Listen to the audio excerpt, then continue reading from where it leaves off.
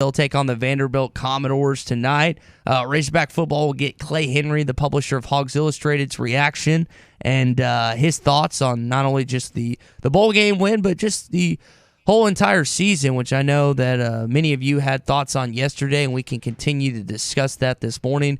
Plus, it is National Spaghetti Day here, which I know a lot of you are interested in as well, as it is down. Did you bring us any, Tommy? No, but did you bring any leftovers? I did see this in the rundown of your favorite spaghetti. I didn't have any to bring, but I wish I'd have known. That's what we would not have had tacos last night at the house. So I can speak volumes about spaghetti from my position. So anyway, how you doing here? As we kind of get cranked up here on a Tuesday morning. First Razorback basketball game of 2022 tonight as Arkansas takes on Vanderbilt. We'll have it right here for you on the radio. I know Coach Musselman did his radio show last night. Questions about the lineup, questions about J.D. Note and whether he'll be back.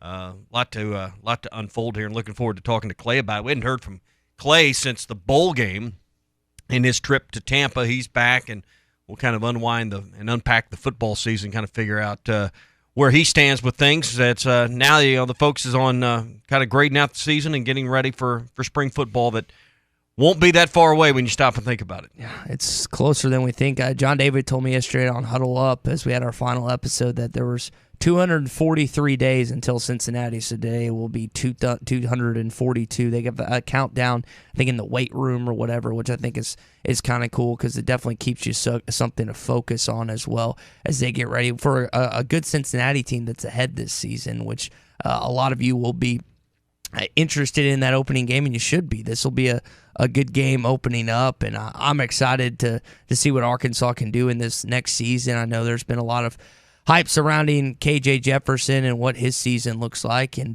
deservedly so based on the way that he looked down the stretch. Didn't have his best game throwing the football in terms of this past game, but still had a really good game running the football. Yeah, so looking forward to that conversation with Clay. And again, like we were talking about, Eric Musselman's team takes the basketball court tonight, so that ought to be an interesting watch. We've been talking about football, and rightfully so. The season ends with 9 wins, exceeds expectations. It seemed like basketball last year swallowed up a lot of the early season excitement and attention that baseball would normally get. And if basketball wants to kind of get back into the focus of the conversation on our show and other shows and just around the coffee shops and barber shops, I think you got to win tonight to kind of get people thinking about basketball again. Yeah, because football's still going to be the center focus, I think, for the next couple of days. I would say probably through the national championship, and there's still going to be a lot of water coolers and bar table talks about the NFL with the Kansas City Chiefs and the Dallas Cowboys and the Green Bay Packers and some of these other marquee teams within this state that will have quite an impact on what I think is going to be a pretty fun NFL playoff slate. I know that the Green Bay's locked up the number 1 seed in the NFC. We'll have to see who gets these other seats. The AFC is still wide open right now with the Kansas City Chiefs and the Tennessee Titans. It looks like that Derrick Henry is going to be back for the playoffs for Tennessee, which could spell trouble for your Kansas City fans, because I think that if Derrick Henry's back for Tennessee and they're playing in Nashville in Nissan Stadium, that's going to be much more difficult to beat them down there. And then if they had to travel up to Arrowhead, which we know is one of the more intimidating environments in all of the National Football League. So a lot of football still left to be played, and I've kept my eye on basketball, but I'm ready to sink my teeth into the rest of the SEC schedule as we get ready for that this year, because there's some quality SEC opponents that Arkansas is going to have to play this year. It's just a matter of, hey, are they worthy of being talked about as we get into the second half of the SEC slate? Yeah, and the thing is, starting and attempting to replace Justin Smith. I mean, I don't think you're going to replace Moses Moody. Just like last year, you had Moses Moody to kind of fill the void of an Isaiah Joe as far as star All-SEC caliber player. I mean, we're not talking just best player on your team. We're talking best player in the league type of player. I don't think Arkansas has anyone on the roster that's going to fill those shoes this year. There's some recruits on the way that can get in that conversation, it appears.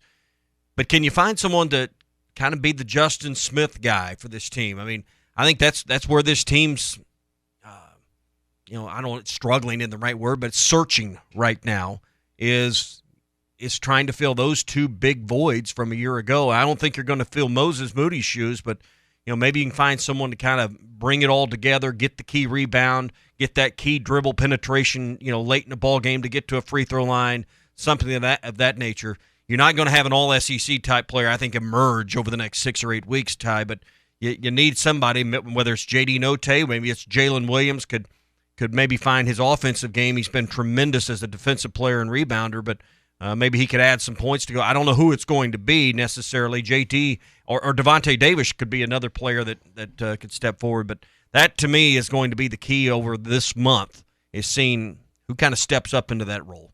And JD's status is up in the air tonight, so we'll have to wait and see until game time if he's going to end up playing or not. And you kind of backtracked a little bit after you say struggle. They are struggling. They've lost 3 or 4, and they hadn't looked good. They've still got 10 wins. Yeah, but they've struggled in the last 4 games. They haven't looked good. No, so that's right.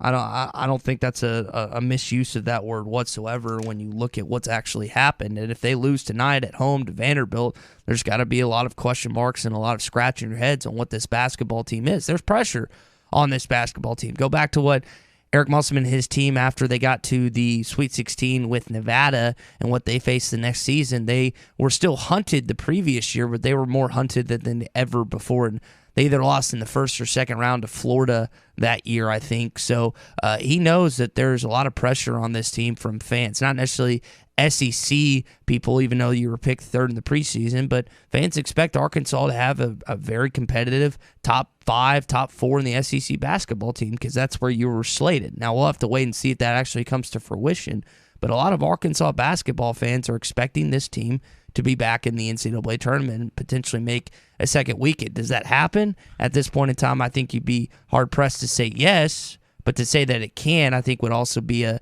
incorrect statement, an incorrect leading point right now where we are at this juncture. All right, so we'll have the game for you here tonight from Fayetteville as Arkansas takes on Vanderbilt. First SEC home game of the season tonight as Arkansas tries to get to 1-1 in SEC play. We're brought to you by World of Wireless. Maybe you're going to be out and miss some of the games because you're traveling or you got kid activities, things going on. Have a great whole home DVR from World of Wireless when you call WOW now at 877-305-DISH. Get a $100 Visa gift card and a 2-year price guarantee. And by the way, that price, less than $90 a month for 3 TVs in the house. The most common call, the most common installation for World of Wireless is 3 TVs. I bet with YouTube or Hulu and Netflix and a few other things, you're already paying more than $90 a month now after you cut the cord. We'll put the cord back together with Dish from World of Wireless. 877-305-DISH for WOW, World of Wireless. We'll talk more Arkansas football coming up here on the Morning Rush. As again, the Razorbacks are coming off a big-time bowl win, 9-4. You'll hear this at some point in our open. I pulled the David Pollock clip and Harry Lyles talking about this team not getting the 9 wins. Well, that's definitely on freezing cold takes. I know a lot of people appreciate when Arkansas gets past their expectations, and they did much more than that on the gridiron this season. All that's coming up on a Toyota Tuesday edition. This is Toyota Tuesday on the Morning Rush. Get by your local Toyota dealer for a test drive today. Toyota, let's go places. Hello, welcome to Virtual Reality, where absolutely anything is possible. What would you like to do today? Anything, huh? I think I want to drive the 2022 Toyota Camry. I saw it the other day and it looks super sporty for a sedan. Sure, here you go. Wow, V6, 301 horsepower, but it's still such a smooth ride. Would you like to drive it in the clouds? Again, here, anything is possible. No, roads are great, thanks. Wow, look at this panoramic moonroof. I feel like you are not understanding virtual reality. Maybe you would like to ride a dinosaur now, or a unicorn, or a dino unicorn that talks. Hello, I'm Daryl, the virtual reality dino corn. Take a ride on me. No thanks, Daryl. I'm good with the Camry. Oh, okay. Make the 2022 Toyota Camry an actual reality by visiting your local Toyota dealer today. Toyota, let's go places. See packages and options at toyota.com for feature availability. This is Bruce Stanton, Vice President and General Manager of Pradco Fishing in Fort Smith. Our #1 volume lure out of our 20 fishing brands is the Bobby Garland Baby Shad. We make them by the millions in our facility in Fort Smith, and the Baby Shad is without a doubt the #1 soft plastic crappie lure in the U.S. Fish it on a live jig head or underneath a float, and you'll find it's as productive as live bait. Available at Walmart, Bass Pro Shops, Academy, LureNet.com, and tackle stores all over the place. The Bobby Garland Baby Shad. Hey, this is Jeff, and I've been a patient of Marcy McKinney Dentistry for almost 20 years. Marcy and her staff have become like family, and I've recommended them to everyone I know. I'm Betty, and I've been going to Marcy for 15 years. Marcy and her staff are always responsive to our needs. Biannual checkups, fillings, crowns, partials, and my 10-year-old doesn't fight going to the dentist. If you're looking for a great dentist, call Marcy McKinney Family Dentistry for an appointment today at 494-7600. That's 494-7600. For a limited time, Art's Barbecue and Burgers is serving up some great combo platters with all your favorite choices from Art's. Ribs and brisket, catfish and brisket, pulled pork and brisket, plus catfish and ribs. And you can add a hot link, sausage, or 2 tamales to any of the combo platters. Make your combo plate any way you want it to be. And don't forget, every Friday night is all-you-can-eat catfish at Art's. Art's Barbecue and Burgers, Rogers Avenue next to Buddy's in Fort Smith. Real smoked barbecue.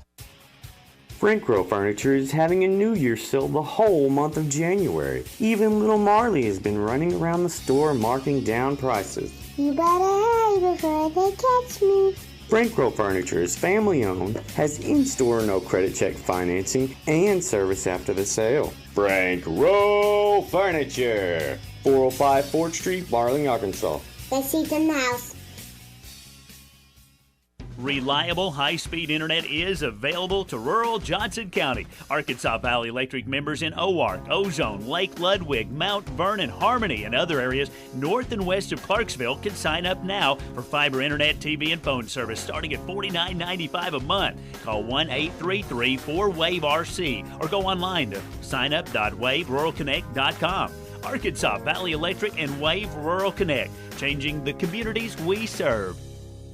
Hi, this is Melissa with True Grit Running Company. Each day we see familiar faces who have supported us from the beginning because they see the benefits of an active lifestyle. We're also always meeting new customers who are taking their first steps towards making running or walking a part of daily life. We have the opportunity to share in their successes and help them achieve their goals. The people of Fort Smith and the River Valley are why we believe we were voted one of the best running stores in America. Visit us and see how we can help you. True Grit Running Company, 6808 Rogers Avenue, Suite B, behind Chick-fil-A. Hey, this is Ted with Ed Walker's Drive-In, Miss Anna's on Towson, and the Airedale Diner in Alma. I'm not saying that I'm older than dirt, but I've been around for a day or two, and I have to admit the last 2 years are unlike anything I've ever seen. Our chicken supplier's out of chicken, our fish supplier's out of fish, and our ketchup supplier's out of ketchup. Really? And don't get me started about the toilet paper thing. To be honest, I'm just grateful that we survived. And that's in no small part because of you. We know there is no us without you. You remembered to shop small and shop local, and you remembered when you shop local, your money stays in your town. You gave us the ability to stay afloat during some pretty trying times, and for that, we're very grateful. So on behalf of myself, my family, and our great staffs, we'd like to simply say thank you. And thank you for continuing to let me say Ed Walker's Drive-In, 1500 Towson Avenue in Fort Smith, where the legend lives on.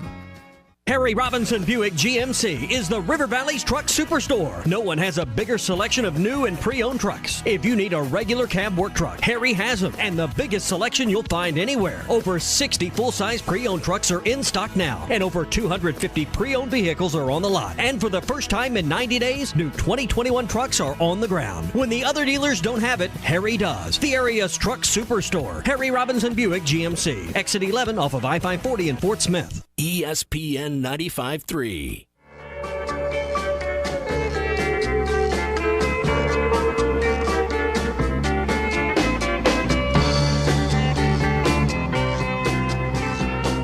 Good morning to the Morning Rush, everybody. Jefferson in the gun, gets the snap. Here they come. Slant over the middle. Complete. Burks. Touchdown, Arkansas. Listen to every Razorback football game this season right here and hitthatline.com. So got a couple Arkansas Razorbacks that are hitting the transfer portal, and we will discuss that coming up. I would think Arkansas in the next couple days, couple weeks, you're going to see some names that will make their way to Fayetteville from other schools, hopefully, because you got some positions to fill. We'll discuss that in just a sec. Hey, I can't wait for my first visit of the year to River City Bistro. I have not been there since the calendar turned to 2022. Always new and delicious items on the menu. One of the things that they've added recently that Ty and I both just love to devour is the Cajun shrimp chicken pasta. It is a big bowl. It's almost a lunch and dinner. If you go for lunch, you'll have enough left over for dinner unless you're Ty and you eat like a garbage disposal. But it's creamy. It has a great flavor. Wouldn't you say, Ty, it's got just the right amount of spice to it? Perfect amount of kick. It is just the right amount. It won't burn you out, but it's got just enough to let you know it's got a Cajun flair to it. And the thing I like is the little red bell peppers that are in there add a great flavor. It's one of the many new items there. And now with these colder days, I'm always looking for a great stop for soup, and there's no better place for a bowl of soup at lunch, maybe with a half sandwich, than River City Bistro. 7320 Rogers Avenue. They're in the Stonewood Village Shopping Center. Don't forget brunch on the weekends as well. It's all at River City Bistro in Fort Smith and online at rcbistro.com. So Devin Bush is entering the transfer portal according to 24/7 Sports. Played 2 games this season, 1 tackle. Kendall Catalon, Jalen's older brother, plays wide receiver at the U of A. He's entering the transfer portal as well. He announced that on his social media. He also I've got to tell you, though, when I saw that picture at first, and it just said Catalan, you got scared. My stomach dropped for just a second. Then I realized, there's a 6 on there, not a 1. So I was a little bit concerned for just a second. And I think a lot of people were probably that way when they saw that at first glance. They're like, wait a minute, I thought he was staying. No, it's the brother, Kendall, not Jalen. And I wonder how many fans know that Jalen has an older brother that's actually on the team.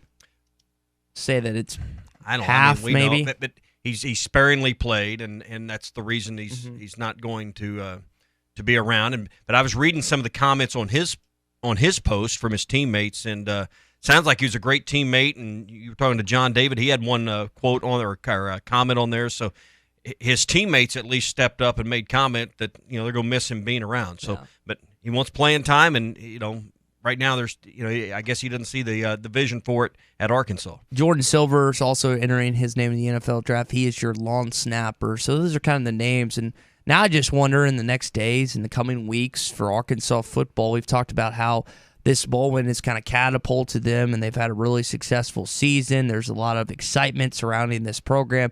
Can you parlay that into getting some players? You've done it on the high school ranks with the top 20 recruiting class.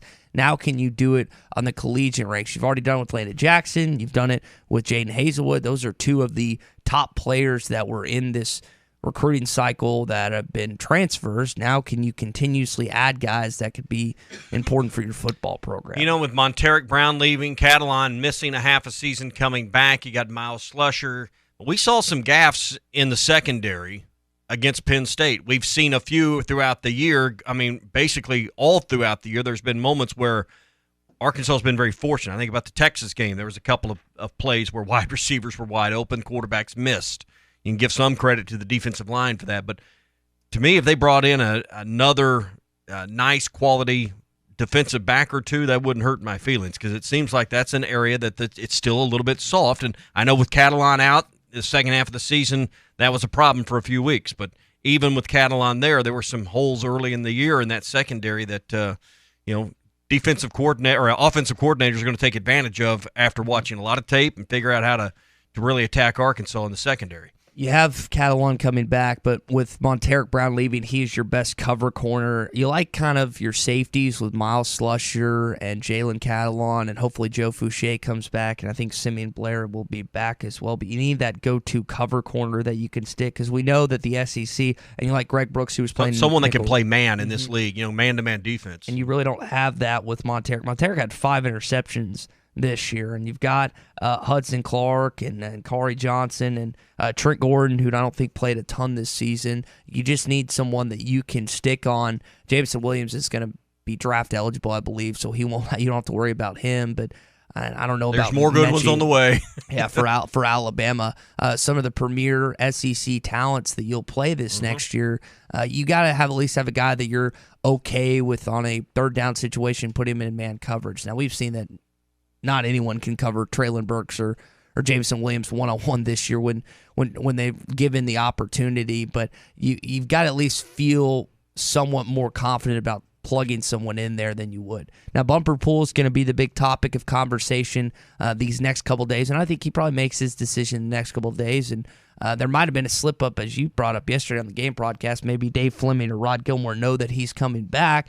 I expected, or maybe they misspoke, Yeah, that could have happened as well. I think he's going to end up coming back. I think he's going to look at what Hayden and Grant, his buddies, and the impact they had this last season and how much they enjoyed themselves in their extra senior year. Plus, you got to remember, I don't know where Bumper projects in the NFL if he's even going to get drafted. But with all this stuff coming on, guys have to get. And I'm speaking to the idea that guys have to get in the NFL. Bumper's graduated. He could get a degree, not take many hours for a graduate degree. College is fun, man. I've been around Bumper Pool in a bar situation. Everyone knows who he is. It's fun to go to school and be a premier football player, and that's exactly what Bumper could be once again this next year. And I think there's a good chance that he ends coming back to school. He would be one of the 3 or 4 highest profile players. KJ and Jalen Catalon are likely to be 1 and 2 on this team. But, Bumper Pool, because of his level of play and because of his name, I think he would be in that top 4 or 5 player situation. Now, spring semester begins the 18th, right? Yeah, the Tuesday. Because Martin Luther King Day is on the 17th. So I don't think everything has to be settled with transfer portals and players coming back by that date, but sometime probably by later that week, I don't know what the deadline is to enroll, but you would figure a lot of these roster spots, transfer portal spots, will start working themselves out later this week and next week just because, hey, your class begins on the 18th, and you want your players on campus enrolled so they can go through spring football. So I would think that deadline right there is going to loom large. So we'll continue to follow that. Brought to you by Wheels RV, 5 miles west of exit 72 off of I-49 in Springdale. They got the best brands, the best prices, and a lifetime warranty on every new unit they sell at Wheels RV. So stop in and see Lee J, Chris, the whole crew. Last time I drove by it was over the holidays. They had a great selection out front. So if you've been elsewhere, you can't find the one you're looking for, don't have the selection, they've got it at Wheels RV. Easy to find, 5 miles west of exit 72 off of I-49 in Springdale. Seek, explore, and discover with Wheels RV. Your quick hit headlines coming up here on the Morning Rush. Important movement in the quarterback world as Caleb Williams announced that he's entering the transfer portal. Still a possibility he comes back, but a little dicier now with UCF's Dylan Gabriel transferring to Norman. This is Toyota Tuesday on the Morning Rush. Get by your local Toyota dealer for a test drive today. Toyota, let's go places.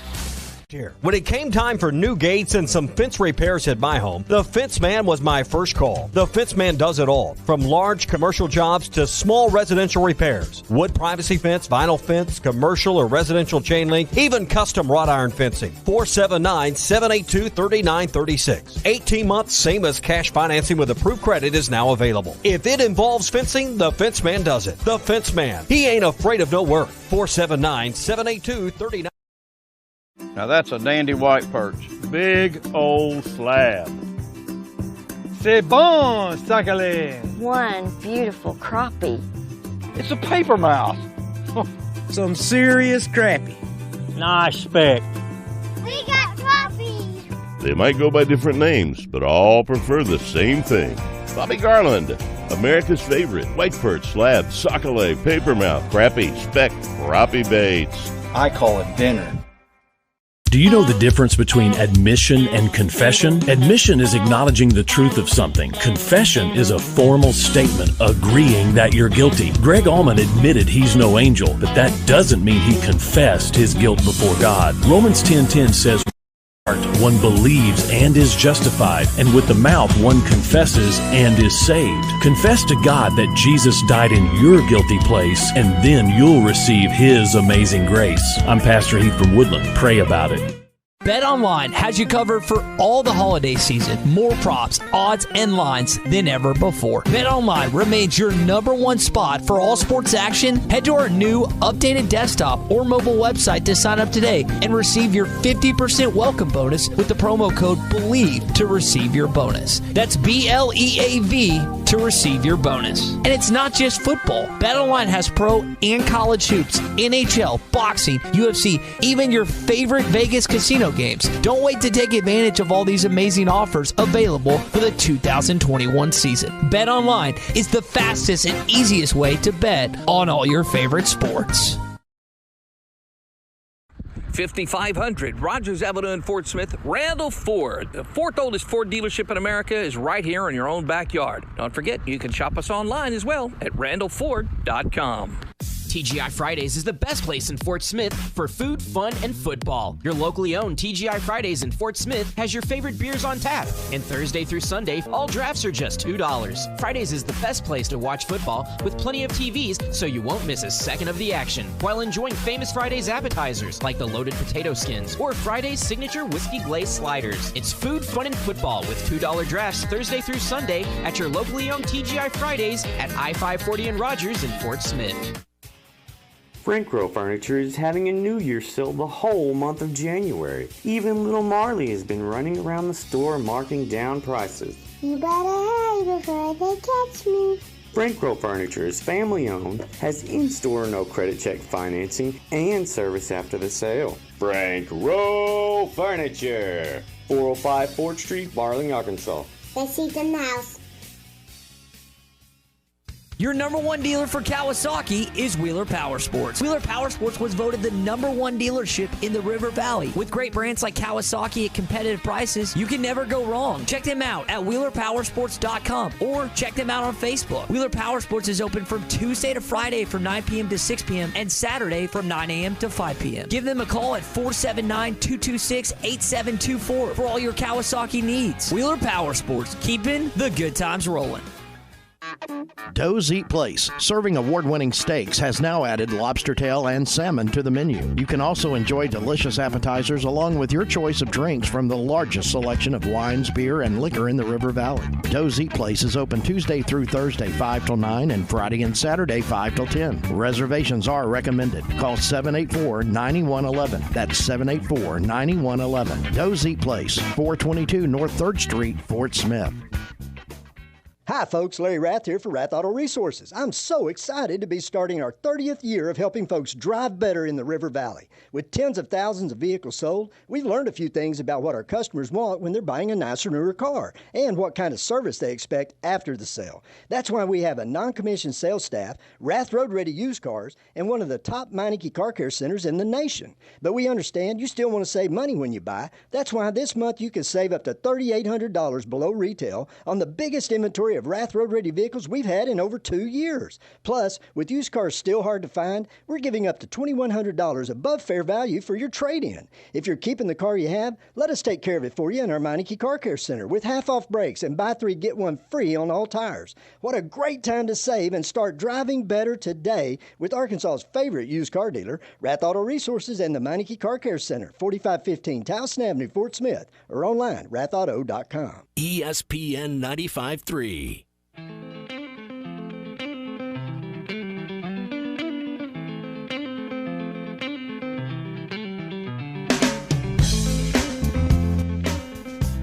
The Morning Rush with Ty Richardson and Tommy Kraft. Beatty, but Basilak's got to throw now. Left sideline, Monteric Brown intercepted. Monteric Brown comes up with a pick at the Mizzou 47-yard line, his 5th of the year. Did you miss a segment or interview during the show? Find it in the Bud Light Seltzer Morning Rush podcast. Just search Hit That Line wherever you listen to podcasts. A lot of big-time college football news has been coming out of Norman, Oklahoma as of late. That would be a couple quarterback moves with one coming in, one departing, or at least supposedly departing. We'll get into that coming up here on your headlines this morning. Hey, coming up tomorrow, our guy, we were talking earlier about long snappers, our guy Brett Good is going to join us for a visit in the 7 a.m. hour. So you can join us for that. If you're a business owner, small business owner, looking for someone to help your business with benefit plans, retirement plans, any kind of employee benefits, Brett's the guy with Henderson Phillips. 479-651-2292 is his number. Here's the thing you're going to love about dealing with Brett Good when it comes to your employee benefits. And that's good for group life, health, dental, vision, retirement plans, all of those things, even commercial and personal insurance. The number I'm giving you is his direct number. So call or text, we say 24/7. He may not answer you at 3 in the morning, but he wants to be available to you at 7:30 at night, just the same way he is at 7:30 in the morning. He will work hard for you. 651-2292. That's Brett Good with Henderson Phillips Employer Solutions. Dylan Gabriel going to Oklahoma, the former UCF quarterback. He's reuniting with Jeff Levy, now the offensive coordinator there with the Sooners. Caleb Williams announced yesterday that he's hitting the portal. He's going to decompress these next couple of days, figure out what he wants to do. And 24/7 Sports' Blake Brockermeyer is reporting that Georgia is seen as the front runner right now as the team to land Caleb Williams. He's going to be linked out to USC. He's going to be linked out to Ole Miss. And you don't want him going to Ole Miss. I'd rather him go to Georgia than I would Ole Miss because you have to play Caleb Williams this next year. You don't want to have to play both Spencer Rattler and Caleb Williams this next season. I don't know who Ole Miss is going to put at quarterback. John Rice Plumlee, their backup, just transferred out. And I guess he's the backup because they brought in another guy in the Sugar Bowl. So I don't know where they're going to go for the quarterback position. Hopefully it's not Caleb Williams. Hopefully Lane Kiffin does not sway him because, again, you don't want to have to face the likes of Spencer Rattler and Caleb Williams in the same season. And on top of Bryce Young, and you don't have to play Hendon Hooker for Tennessee. You'll have to play Will Rogers. I mean, there's some good quarterbacks that could be in the SEC next year, or that will be in the SEC next year. Yeah, if you're a guy with some arm talent, though, and you want to be in an offense that's going to put your numbers on showcase. I mean, I don't know how Lane Kiffin's offense wouldn't be attractive for you. And, working directly with the head coach there who does the play calling and a guy that seems to relate and, I mean, at least from the outside looking in, fit with those kids and build, able to relate to his players and their age and the things they're going through. He seems to have that connection that I think other coaches don't have. That's why I think, Lincoln Riley, a Lane Kiffin, some of these guys that are, 45 and younger are very attractive to these schools because they're able to make those connections both in recruiting and once they get them there to develop them. I know that Lane Kiffin was seen taking some car photos with recruits and stuff like that. And a lot of, from what I've been told, he seems, as you just said, to be able to relate with kids. There's the reason Ole Miss has had a solid recruiting class and had good recruiting classes because Lane Kiffin is a good coach. And it's not taking away from what Sam Pittman has done because you continuously see top 30, top 25, top 20. Arkansas is going in the right direction. Yep. It's weird to say you're going down in recruiting when you're going up because it's like you're going down in the rankings, but you're going up in what you want to actually do. So that's where Arkansas is right now, and you like what the Razorbacks are doing on that side of things. Big NFL game last night, not necessarily for the Titans of the National Football League as it stands, but the Pittsburgh Steelers and Ben Roethlisberger, probably his last game. They haven't. What's been weird about this is they haven't publicly announced this. It's odd to me. They haven't publicly announced. Just say Big Ben is retiring after this year. But that's what we'll have to wait and see on until that announcement is made. Here's Big Ben on his supposed retirement in his last game as a Pittsburgh Steeler.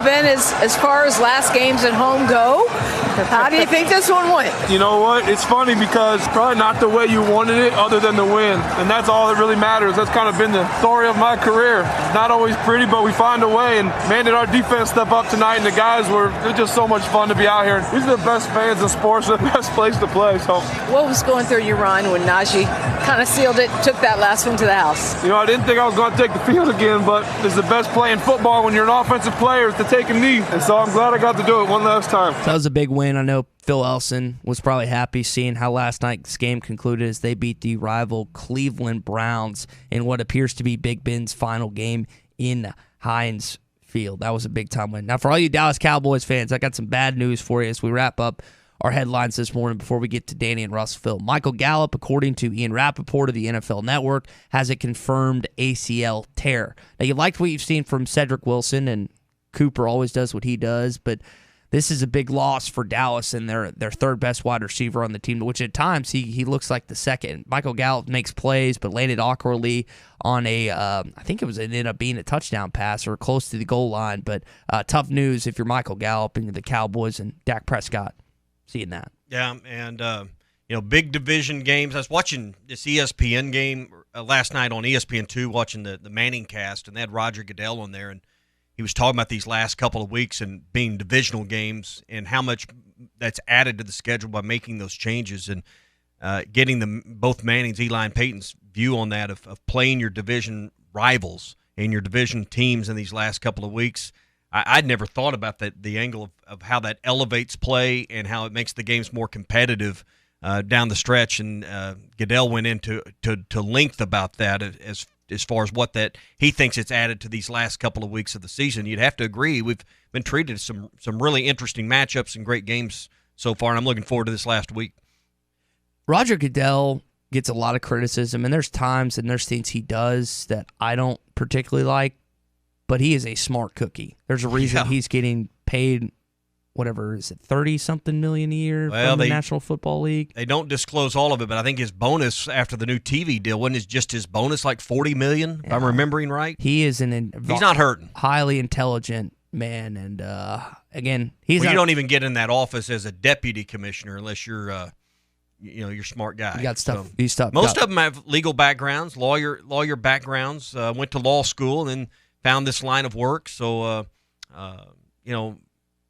the wind blows strong at the mountaintop. And when Roger Goodell put himself in a position to handle player discipline and hand out punishments when players had trouble off the field, he opened himself up to that criticism. But that's what the owners wanted. That's who he works for, and they've paid him handsomely to do it. And I think he's guided the league. It tells you how strong this league is when they survived, not miraculously, just glowingly through COVID with, in many cases, no fans or very few fans in the stands, and still were able to financially pull it off with little difficulty, it appears. That tells you how strong a business model the owners and Roger Goodell have built.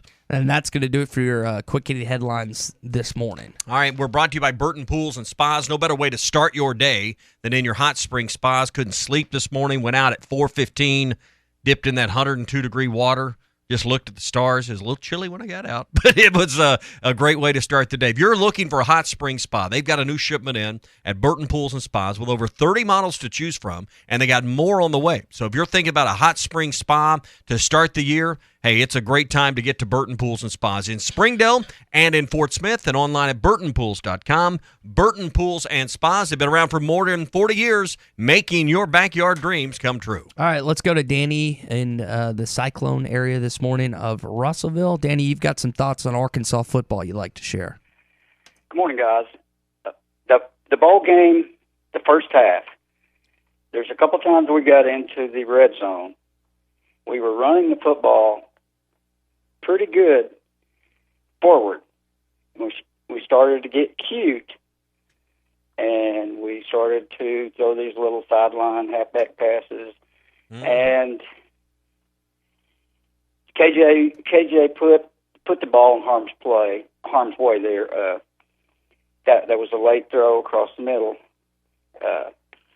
Anyway, he's been really good all year about not doing that. But obviously, he missed his security blanket in that ball game. We did not look the same as far as passing offense, but you had to be impressed how they run over Penn State. Yeah, they never really. And Danny, to your point about getting cute, I mean that's the thing that's frustrated me at times. Consistently, as Bryles will call a double reverse, triple halfback pass, Statue of Liberty play. That the wide receiver throwing it to a wide receiver, and then it doesn't work out. When in this game in particular, just run the ball. I mean, that's what I was run the damn ball. I mean, it was working so well, and that was the thing that was frustrating is when we get cute, it never seemed to work out. I mean, how many times those trick plays had a low batting percentage all year long? Run the ball. Can you name one that's actually worked? Not very many. I can't think of any. Most of them ended up in a disaster, and I know destroying a drive. It keeps teams honest. Field goal. It keeps teams honest, but it's a waste of a down more often than not. Yeah, but you know what? When you're running over them, why stop? Yeah, that's my point. It's the most demoralizing thing you do. Guys, we really missed Traylon Burks big time in that game, and I hope we got somebody coming in next year that can help fill that void because KJ looked lost without him. Yeah. Would you agree? I think it was some of Burks, and I think some of it. We were talking about this yesterday, Danny. I think some of it was just rust. You can practice, and I don't know how intense the practices were, but I thought both teams and both sides of the ball looked a little rusty early in the game. Then Arkansas lost their way in the second quarter, and the halftime adjustments clearly, heavily favored Arkansas. Well, I'd like to ask you a question before I get off here. Okay, they raised the prices at Baum Walker Stadium, right?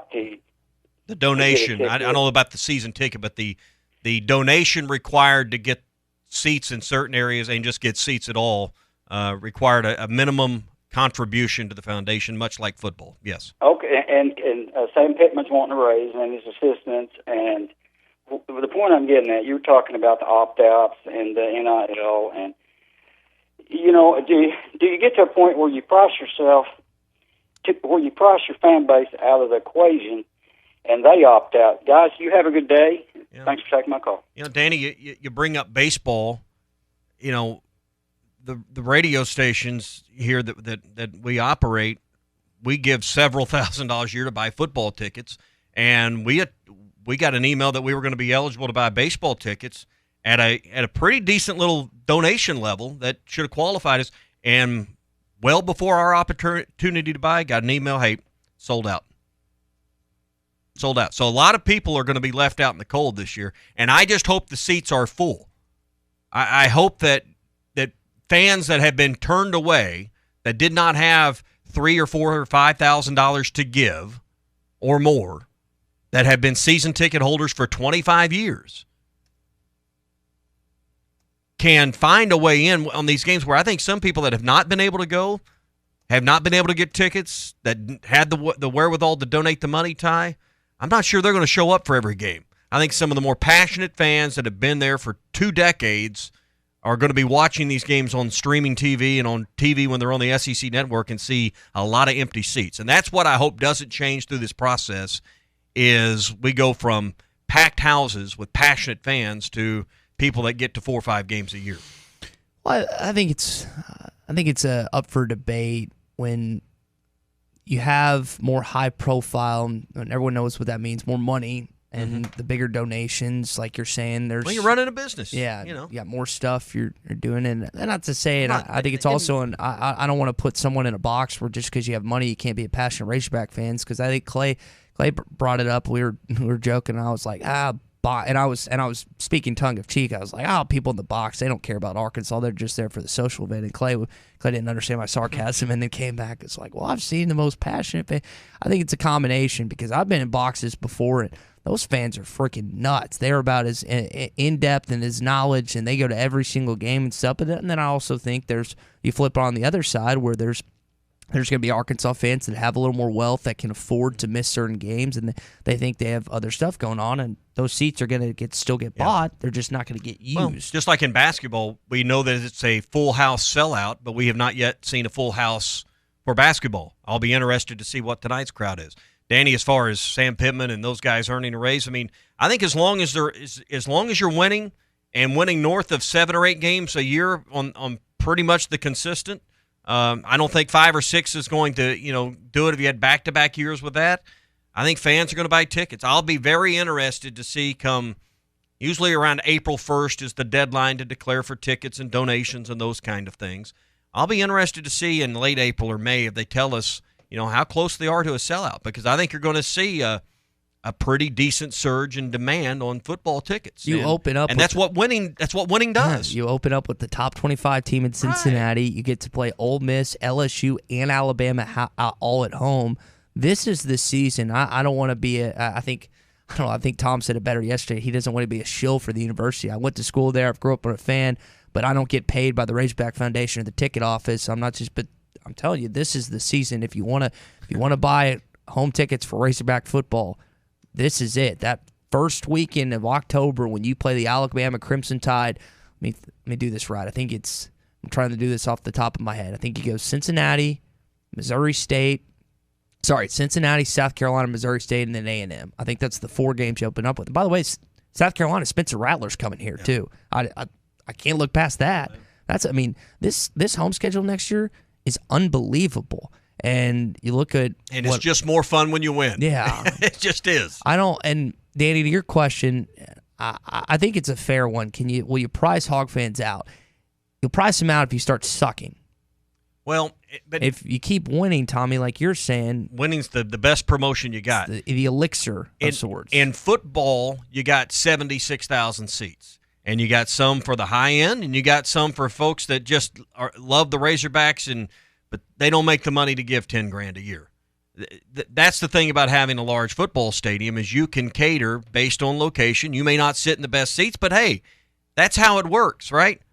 You want to go to a show in Vegas, or you want to go see George Strait in March, or you want to see Garth Brooks. And I know all the tickets were the same for the Garth up front, but go on StubHub or SeatGeek or somewhere now and see which tickets cost more, the ones in the upper deck or the ones near the front row. It's always that way. You want the better seats, there's just a higher price tag that goes along with it everywhere you go. We went to an IMAX movie over the holidays, saw Spider-Man. Guess what? The best seats in the theater cost a little bit more. So, I mean, that's just, it's no different here than it is in anything else in society that we go through. You want the new iPhone 13? Well, it costs a little bit more than if you want the iPhone 11. That's just the way it is. So a winning team will create more demand, and if you want the better seats, that's just the way it's going to be. But the thing about football is if you just want to go and you want to take your kids and enjoy the experience, if you don't mind sitting in the upper deck, there are seats for you that require no donation. So you can still get in and see great games. And I think to that question, Danny, would you rather pay $5 a ticket to see a 4-8 football team, or would you rather pay $100 a ticket to see an 8-4 football team? I think everyone listening would take the latter and take the $100 tickets. And Let me tell you something. If you started having 10-2 years on the regular, and you started winning the division, and you started winning SEC championships, those upper deck seats would start costing more too. Yeah, that's just the way it is. The demand, and I think we've seen particularly. I'll just point to the basketball and baseball team. Baseball, the sellout that you were talking about with that, people want to know, will they be able to sell out tickets? Well, I think we answered that question. It tells you that they could, tells me at least, should tell all of us, they could build more seats. If they could find a way to add more seats, they could sell them. Now, there's also some charm about having more demand than you have availability for. So they did that for years with Barnhill Arena till they finally built a new one. So Hunter Yurachek, Dave Van Horn, they may look at this thing 2 or 3 years from now and see what's happening and build some seats in the outfield, or build a deck on top of something. I don't know. You have to get someone in there to engineer it. Build a deck on top of something. Well, you could take the roof off and put a second deck in and put the roof back on. You could do some things there. So how much money do you want to spend on baseball? I'm just saying it appears much like basketball in the 70s and 80s and the early 90s. There's a lot more demand for seats for baseball than there are seats available. That's why you got Bud Walton Arena. That's why you got Baum's gone through how many expansions since they opened it 25 years ago? 4 or 5 at least. That stadium, that ballpark looks nothing much like it did when it first opened, when the seats only went to the bases and there was grass berms down the outfield lines. It's a much different place than when it first opened. It looks like would you say AA park, AAA even, maybe? I don't know what the seating Would you say it's is. better than what the Naturals playing in Springdale? I think we'd all say so, and that's a nice minor league ballpark. Would you say it's nicer than Jack Stevens Park, or what do they call Stevens? That's right. Just Stevens, or another name that went with that. Anyways, I thought it was Jack Stevens. I know it's Stevens. I thought there might have, but Dickie Stevens. Dickie Stevens. That's it. Dickie Stevens. So I would say Baum Walker is the nicest baseball park in the state, including the 2 minor league parks that the state's lucky to have. So if you're a baseball prospect that's looking at schools and you're going to, Swayze's up there for Mississippi State. I know they're doing renovations for, Swayze's Ole Miss. They're doing renovations for Swayze. What is Mississippi State's baseball field called? If you hadn't said that's where they just built the hotel. Duty Noble. Duty Noble. Duty Noble. Duty yeah. Noble. Thank you, Drew. That's up there, but for most people's money, and I think if you ask most, you went to Alex Box. I think Arkansas, at least on TV. Dude, Alex Box. It's cool because it's Alex Box, but it's not. It is not close. Wasn't even chairback seats, is it? It's just bleacher seats. I think it with was a just back. bleachers. Yeah. So I think Baum Walker's nice in it. But I haven't been there. You have been. I'll yield to your opinion. But just watching on TV. And I will say this: the allure to Baum Walker Stadium is not just the stadium itself, but that place. You look at the Nebraska atmosphere. and North Carolina. The atmosphere was incredible. I didn't get to experience Alex Box with LSU being good. Now that place still got a little loud, even with not even close to being full attendance. But Was it good enough that someone in your group got thrown out or escorted? Well, out? That's It's what. still pretty good. Listen, you talk bad about you weren't there. I don't think you were here for this time. When you criticize Eric Musselman, which some LSU fans in front of us did, there were certain members of my party that took exception to that and used some vocabulary that is not necessarily commendable by community standards, leading to an ejection after that. I think they got a PLT, huh? Yeah, I think Muss would have been, I don't know necessarily been proud, but he would have appreciated the response to his name being demeaned as it was in Baton Rouge, Louisiana that day. But that was cool. I'd like to go to Swayze at some point. Arkansas, we're talking about Arkansas football. Arkansas baseball has some really good teams coming in here. LSU, I think Ole Miss is here as well. Florida, they might go to Gainesville. I think that Florida comes here, though. I got to double check and look. But you've got a good schedule in both basketball and baseball and football coming up in 2022. And I think if these teams are good, and I think basketball will turn a corner, and will they go to the Elite Eight again? Probably not. I think that team last year was very underrated and how they got going. But I think this basketball team will make the tournament at some point. We'll have to wait and see. I don't think, based on what you've seen as of late in 3 of the last 4 games, that gives you a lot of positives to what they've been. But I think Muss will get this thing going, and I think this team will be a tournament team. Baseball, we know, is going to go to postseason play, and then football this next year, even with a schedule that's been more difficult than the previous 2, I think that you're going to be excited in a game or 2 this year that you'll be surprised that they pull it out. Probably went a little longer than we planned on Danny's question there, but I think the bottom line is when you win, people want to go to your games, and that's what we've seen with baseball. That's why we see a sellout now in Bud Walton Arena. And if this football team consistently wins 8+ games, keeps going to great bowl games, keeps finishing in the top half of the division, you're going to see 70,000+ regular season tickets sold, and you're going to start seeing full houses at Reynolds Razorback Stadium. All right, Clay Henry comes into the conversation on the other side of the break. We'll get his thoughts on the bowl game and kind of how this season panned out from his perspective. All of that coming up. We're brought to you by the Fence Man. If you're looking for powered automatic gates at your home or business, maybe you want to start the new year with more curb appeal or better security around your home or business, the Fence Man can provide you both with a great-looking fence, whether it's a wood privacy fence, vinyl fencing, or a custom wrought iron installation, and the powered automatic gates that go along with it as well. 782-3936. That's 479-782-3936. The Fence Man. He ain't afraid of no work. When we get into this next hour, how are you going to remember this season? Maybe it's a few sentences. Maybe it's one game. How are you going to remember this past season? We'll answer it next.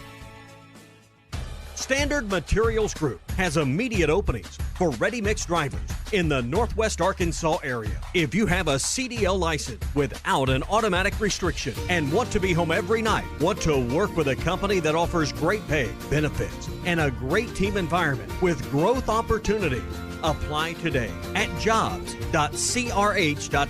Again, that's jobs.crh.com. Standard Materials Group is an equal opportunity employer.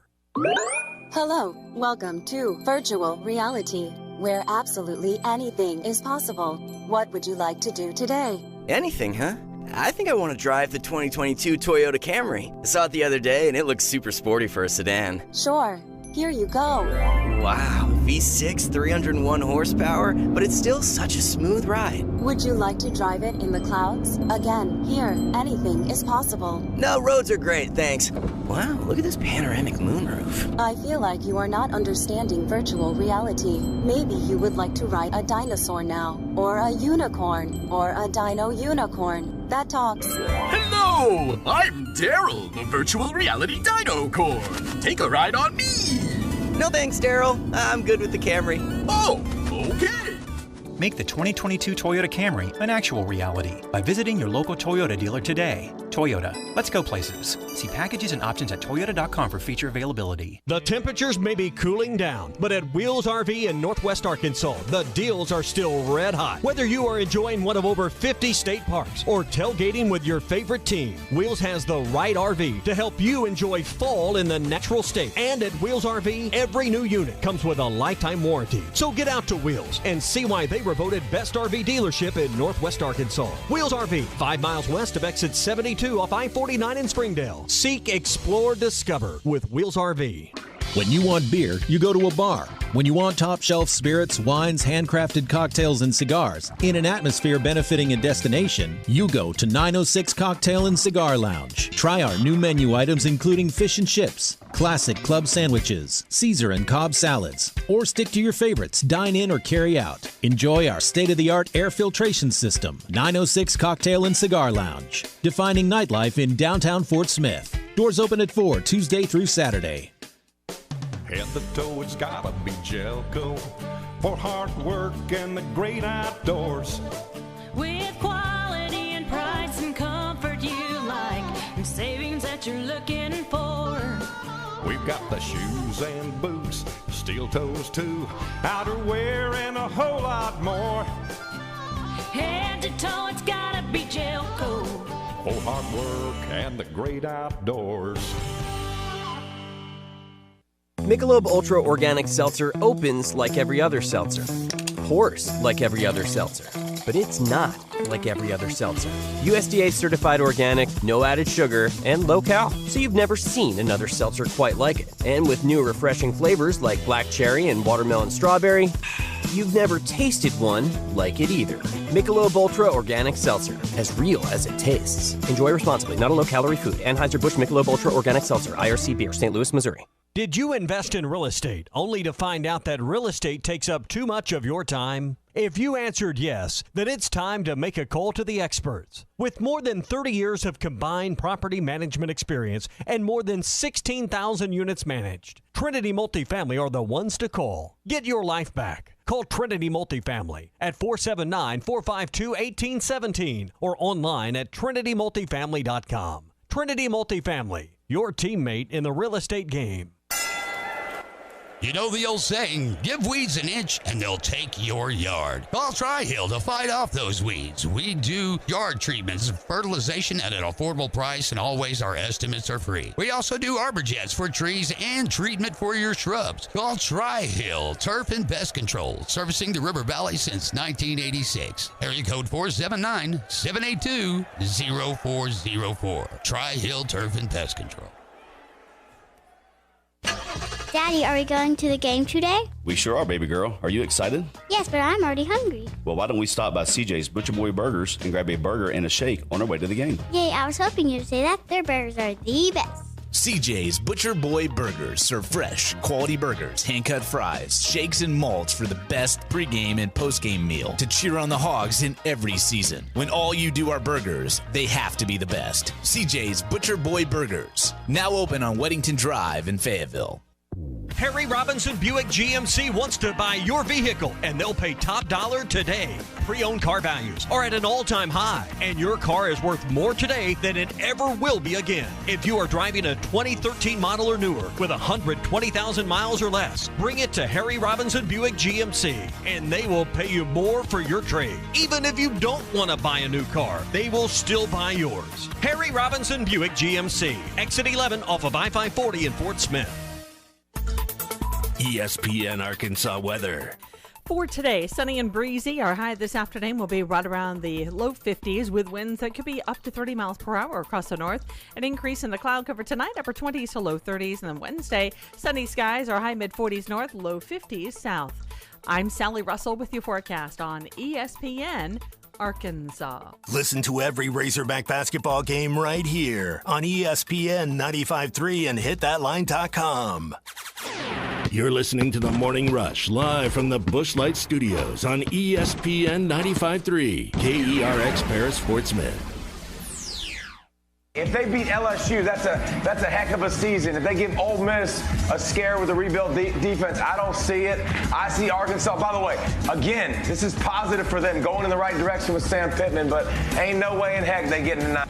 Arkansas, look, you've had a great beginning of your season. I think that this is just about anybody could have asked for. Sam Pittman's doing a great job. They've shown improvement, but this is a lot more to do with your schedule than more than your football team necessarily. 9 wins, I mean, maybe over the next 2 years with that kind of scheduling, but not this year. Attaboy. Hey, this is Darren McFadden. You're listening to The Morning Rush. Live from the Busch Light Studios. People who really want to have a good time won't come to a slaughterhouse. And we've got entirely too many troublemakers here. On your favorite Arkansas sports talk station. I don't like you because you're dangerous. That's right. I am dangerous. Streaming live from HitThatOne.com. I hit the 7-iron like John Daly hits the 3. This is The Morning Rush with Ty Richardson. You just gotta keep living, man. And Tommy Kraft. We follow orders or people die. Are we clear? The Morning Rush starts right now. Yes, It is hour number 2 of the Morning Rush here on a Toyota Tuesday. How will you remember this football season? A lot of great memories came out of it, a lot of great wins, great games. And you heard at the top of our open, Tommy and I were discussing a little bit yesterday, the soundbite from David Pollack and Harry Lyles talking about how there's ain't no way Arkansas gets to 9 wins. Now, in fairness, I think they were talking about in the regular season, but you were a 2-point conversion away from achieving that, because that's what people were getting after yesterday. That video, Tommy's got like 55,000 views from yesterday. In fairness, neither did you nor I. I don't believe Clay Henry thought they were going to get to 8 nor 9 in the regular season either. You just aimed the cannon right at our faces. Well, I mean, we got to be fair. Directing it at David and Harry. But we'll talk about just what came out of this season with Clay Henry, the publisher of Hogs Illustrated, and with Whole Hog Sports as well, as we get going here this morning on a Toyota Tuesday. Clay, I'll let you kick this one off. How are you going to remember this football season? Well, it's going to be, I know there's a lot of talk about the trophies and everything, but I throw Texas in there too. It was a lot of, putting down a lot of demons. And this was, it was fun from the start. There was never anything that seemed to derail this bunch. I mean, they seemed to gain steam as they went along, and it was we've talked a lot about how Arkansas doesn't ever get a break. Nothing ever goes their way. Get an officiating call, and I thought this was a year where a lot of things fell in their favor, and there were teams that that had players that were injured and players that were opt out, and they didn't. For I guess until the end, and it was like you got LSU at the right time. You got Missouri at the right time. I mean, they weren't a strong team. So a lot, this wasn't vintage Texas. So you have to put it in perspective and celebrate it. But you know that things fell their way for once, and that's refreshing. And it was fun. The weather was perfect. I mean, there wasn't a game, I don't think, Tommy and Ty, where it rained. Everything was in so much fun because tailgating was back. It just was more like football to me. The way the fans enjoyed it. So, yeah, it was it was a good team. I mean, good players, and no distractions. They all they seemed to be united for the common goal. A lot of good leadership, a lot of toughness. They played football the Arkansas way, which was physical and blue collar, and so I guess that's how I remember them. And it's a lot like basketball last year, in that things had been down and tough, and you saw a team that played the way you remember Nolan's teams and Eddie's teams play, as far as toughness and defense. So, I mean, it's all those things kind of go together when, you're a fan of Arkansas football. You want to see the right way, special teams. There just weren't any things to gripe about. We had shows week after week where there was no complaining, right? It's hard to complain when you win. Yeah, now here's no fun that way. Jamie, Tommy, here's a great text from Jamie May. This year reminded me so much of the first year under Coach Houston Dale Nutt, the hype, the buy-in, the determinations. Two differences: we played one more game, and we won the bowl game this time, and Jefferson didn't have that play that everyone remembers in '98. Is that a good comparison, you think? And what it's year one compared to year two, but do you like that at all? In some ways, you can make a case this was truly a year one in a lot of cases for several coaches, including Sam Pittman. But I see some of what Jamie's saying there, but guys, that 98 team started out, 8-0 before losing to Tennessee. It was a different SEC then. Arkansas got throttled pretty good, in the first third of the season there by Georgia. So you were chasing a national championship 2/3 of the way into the season, or a little further than that, actually, percentage-wise, in 98. But it was a year to me that you fully established your swagger and your confidence back as a program. And I think that spilled over to the fans. Clay, you mentioned the tailgating and the atmosphere that returned. It's because the fans were confident, because I think it began with the team. It began with the head coach. You didn't really know going in with a new starting quarterback. You'd seen a little bit of KJ the year before, but in the Missouri game, the LSU game the year before that. But you went from Felipe Franks to KJ, and I thought this team's swagger level, if you could put a number on it, went up, whatever that is. Swag meter. Yeah, the swag, they just seemed to operate with more confidence. You mentioned the physicality. That's absolutely been a return that's been pleasant for this team. But I just think confidence is a word in a lot of areas, guys, that this program gained back in 2021. Yeah, I think one of the big reasons why tailgating came back is because they allowed it. The year before, there was no tailgating. It was not allowed. You could come and park and walk into the stadium, the ones that were there. I mean, the crowds were, capped at 17,000? And it was but yeah, you go back to the first year of Houston Nutt, that was refreshing. There's differences, but I see the similarities too, because Arkansas football had been down the previous 2 years. Under Danny Ford, he was fired. You go back to Coach Broyles' second year, where you saw football take a big swing up, and that was they won the Gator Bowl. And had a really good season, a lot of good players. But yeah, there's a lot of people that they think we're back, Arkansas football's back, and that's refreshing, because it was way down. I mean, it was the worst. Week after week, I was writing in my second paragraph, they continue to fall through the abyss. And the abyss is a dark, ugly hole, and that's where they were. And somewhere in the abyss, in Lake Abyss, at the very bottom is Chadmore's Cove, and that's kind of where this team's wreckage landed, was in Chadmore's Cove. Not Skinny Dip Cove, but Lake Hamilton. That's a cove that people enjoy going to. It's Hammer Down Cove. That is where this team kind of went to. All right, we got basketball coming up tonight. We'll talk about that. Bruce Stanton's going to jump into the conversation in a little bit, and more thoughts and recap from 2021 football, and your thoughts are welcome via phone or text this morning here to the Morning Rush. Hey, great place to be tonight to watch the game, and really for lunch or any time today is at Joe's Grill and Cantina.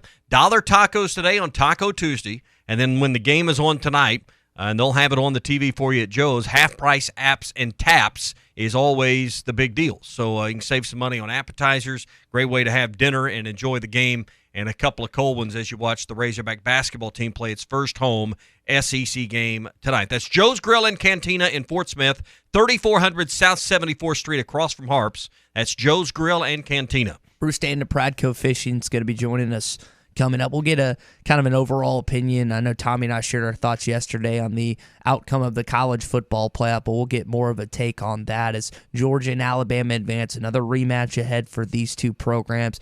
Hopefully it'll be a better game than what the SEC championship became in the second half. Also want to talk about Caleb Williams. He's decided that he's leaving, or at least he's entered the portal. He's still put back that there's a chance. I doubt he comes back, as Dylan Gabriel is now an Oklahoma Sooner, the former UCF quarterback, reuniting with Jeff Lebby. What does that mean for the college football landscape with all these quarterbacks moving around seemingly every single day? We'll talk about that next. This is Toyota Tuesday on the Morning Rush. Get by your local Toyota dealer for a test drive today. Toyota, let's go places. The temperatures may be cooling down. When it came time for new gates and some fence repairs at my home, the Fence Man was my first call. The Fence Man does it all, from large commercial jobs to small residential repairs. Wood privacy fence, vinyl fence, commercial or residential chain link, even custom wrought iron fencing. 479-782-3936. 18 months, same as cash financing with approved credit, is now available. If it involves fencing, the Fence Man does it. The Fence Man. He ain't afraid of no work. 479-782-3936. Now that's a dandy white perch. Big old slab. C'est bon, sacalé. One beautiful crappie. It's a paper mouth. Some serious crappie. Nice speck. We got crappie. They might go by different names, but all prefer the same thing. Bobby Garland, America's favorite white perch, slab, sockeye, papermouth, crappie, speck, crappie baits. I call it dinner. Do you know the difference between admission and confession? Admission is acknowledging the truth of something. Confession is a formal statement agreeing that you're guilty. Greg Allman admitted he's no angel, but that doesn't mean he confessed his guilt before God. Romans 10:10 says, one believes and is justified, and with the mouth one confesses and is saved. Confess to God that Jesus died in your guilty place, and then you'll receive His amazing grace. I'm Pastor Heath from Woodland. Pray about it. BetOnline has you covered for all the holiday season. More props, odds, and lines than ever before. BetOnline remains your #1 spot for all sports action. Head to our new updated desktop or mobile website to sign up today and receive your 50% welcome bonus with the promo code BELIEVE to receive your bonus. That's BLEAV to receive your bonus. And it's not just football. BetOnline has pro and college hoops, NHL, boxing, UFC, even your favorite Vegas casino games. Don't wait to take advantage of all these amazing offers available for the 2021 season. BetOnline is the fastest and easiest way to bet on all your favorite sports. Of your vehicle at the same time. Hi, Kim Bircher. See, the thing is, Jody'sAuto.com does everything. Everyday oil change specials. Tires are price matched, including the warehouse clubs and all the best brands. Any services, brakes, alignments, all the way to engines, and any maintenance. You are trusting your vehicle to a local company in business for 37 years. Voted best of the best time and time again. Honesty and customer service is always our #1 goal. We will make your life much easier. Jody'sAuto.com, JODYS auto.com.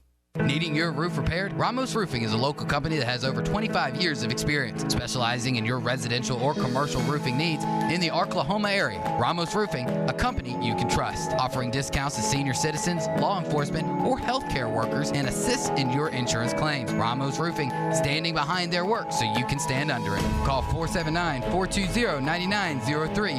That's 420-9903. Ramos Roofing, working with you to build a better home. TGI Fridays is the best place in Fort Smith for food, fun, and football. Your locally owned TGI Fridays in Fort Smith has your favorite beers on tap. And Thursday through Sunday, all drafts are just $2. Fridays is the best place to watch football with plenty of TVs so you won't miss a second of the action while enjoying famous Fridays appetizers like the loaded potato skins or Friday's signature whiskey glazed sliders. It's food, fun, and football with $2 drafts Thursday through Sunday at your locally owned TGI Fridays at I-540 and Rogers in Fort Smith. Have your travel plans changed? Looking for a place that's close to home and keep your family safe? Gaston's White River Resort is located on the beautiful White River. They offer private accommodations in their lodges and cabins. Most cabins have a fully equipped kitchen or let their restaurant staff deliver to your cabin. Call 870-431-5202 and change your plans to Gaston's White River Resort. Gaston's White River Resort, a first-class time, every time. Your #1 dealer for Kawasaki is Wheeler Power Sports. Wheeler Power Sports was voted the #1 dealership in the River Valley. With great brands like Kawasaki at competitive prices, you can never go wrong. Check them out at WheelerPowersports.com or check them out on Facebook. Wheeler Power Sports is open from Tuesday to Friday from 9 p.m. to 6 p.m. and Saturday from 9 a.m. to 5 p.m. Give them a call at 479-226-8724 for all your Kawasaki needs. Wheeler Power Sports, keeping the good times rolling. Harry Robinson Buick GMC is the River Valley's truck superstore. No one has a bigger selection of new and pre-owned trucks. If you need a regular cab work truck, Harry has them, and the biggest selection you'll find anywhere. Over 60 full-size pre-owned trucks are in stock now, and over 250 pre-owned vehicles are on the lot. And for the first time in 90 days, new 2021 trucks are on the ground. When the other dealers don't have it, Harry does. The area's truck superstore, Harry Robinson Buick GMC, exit 11 off of I-540 in Fort Smith. ESPN 95.3.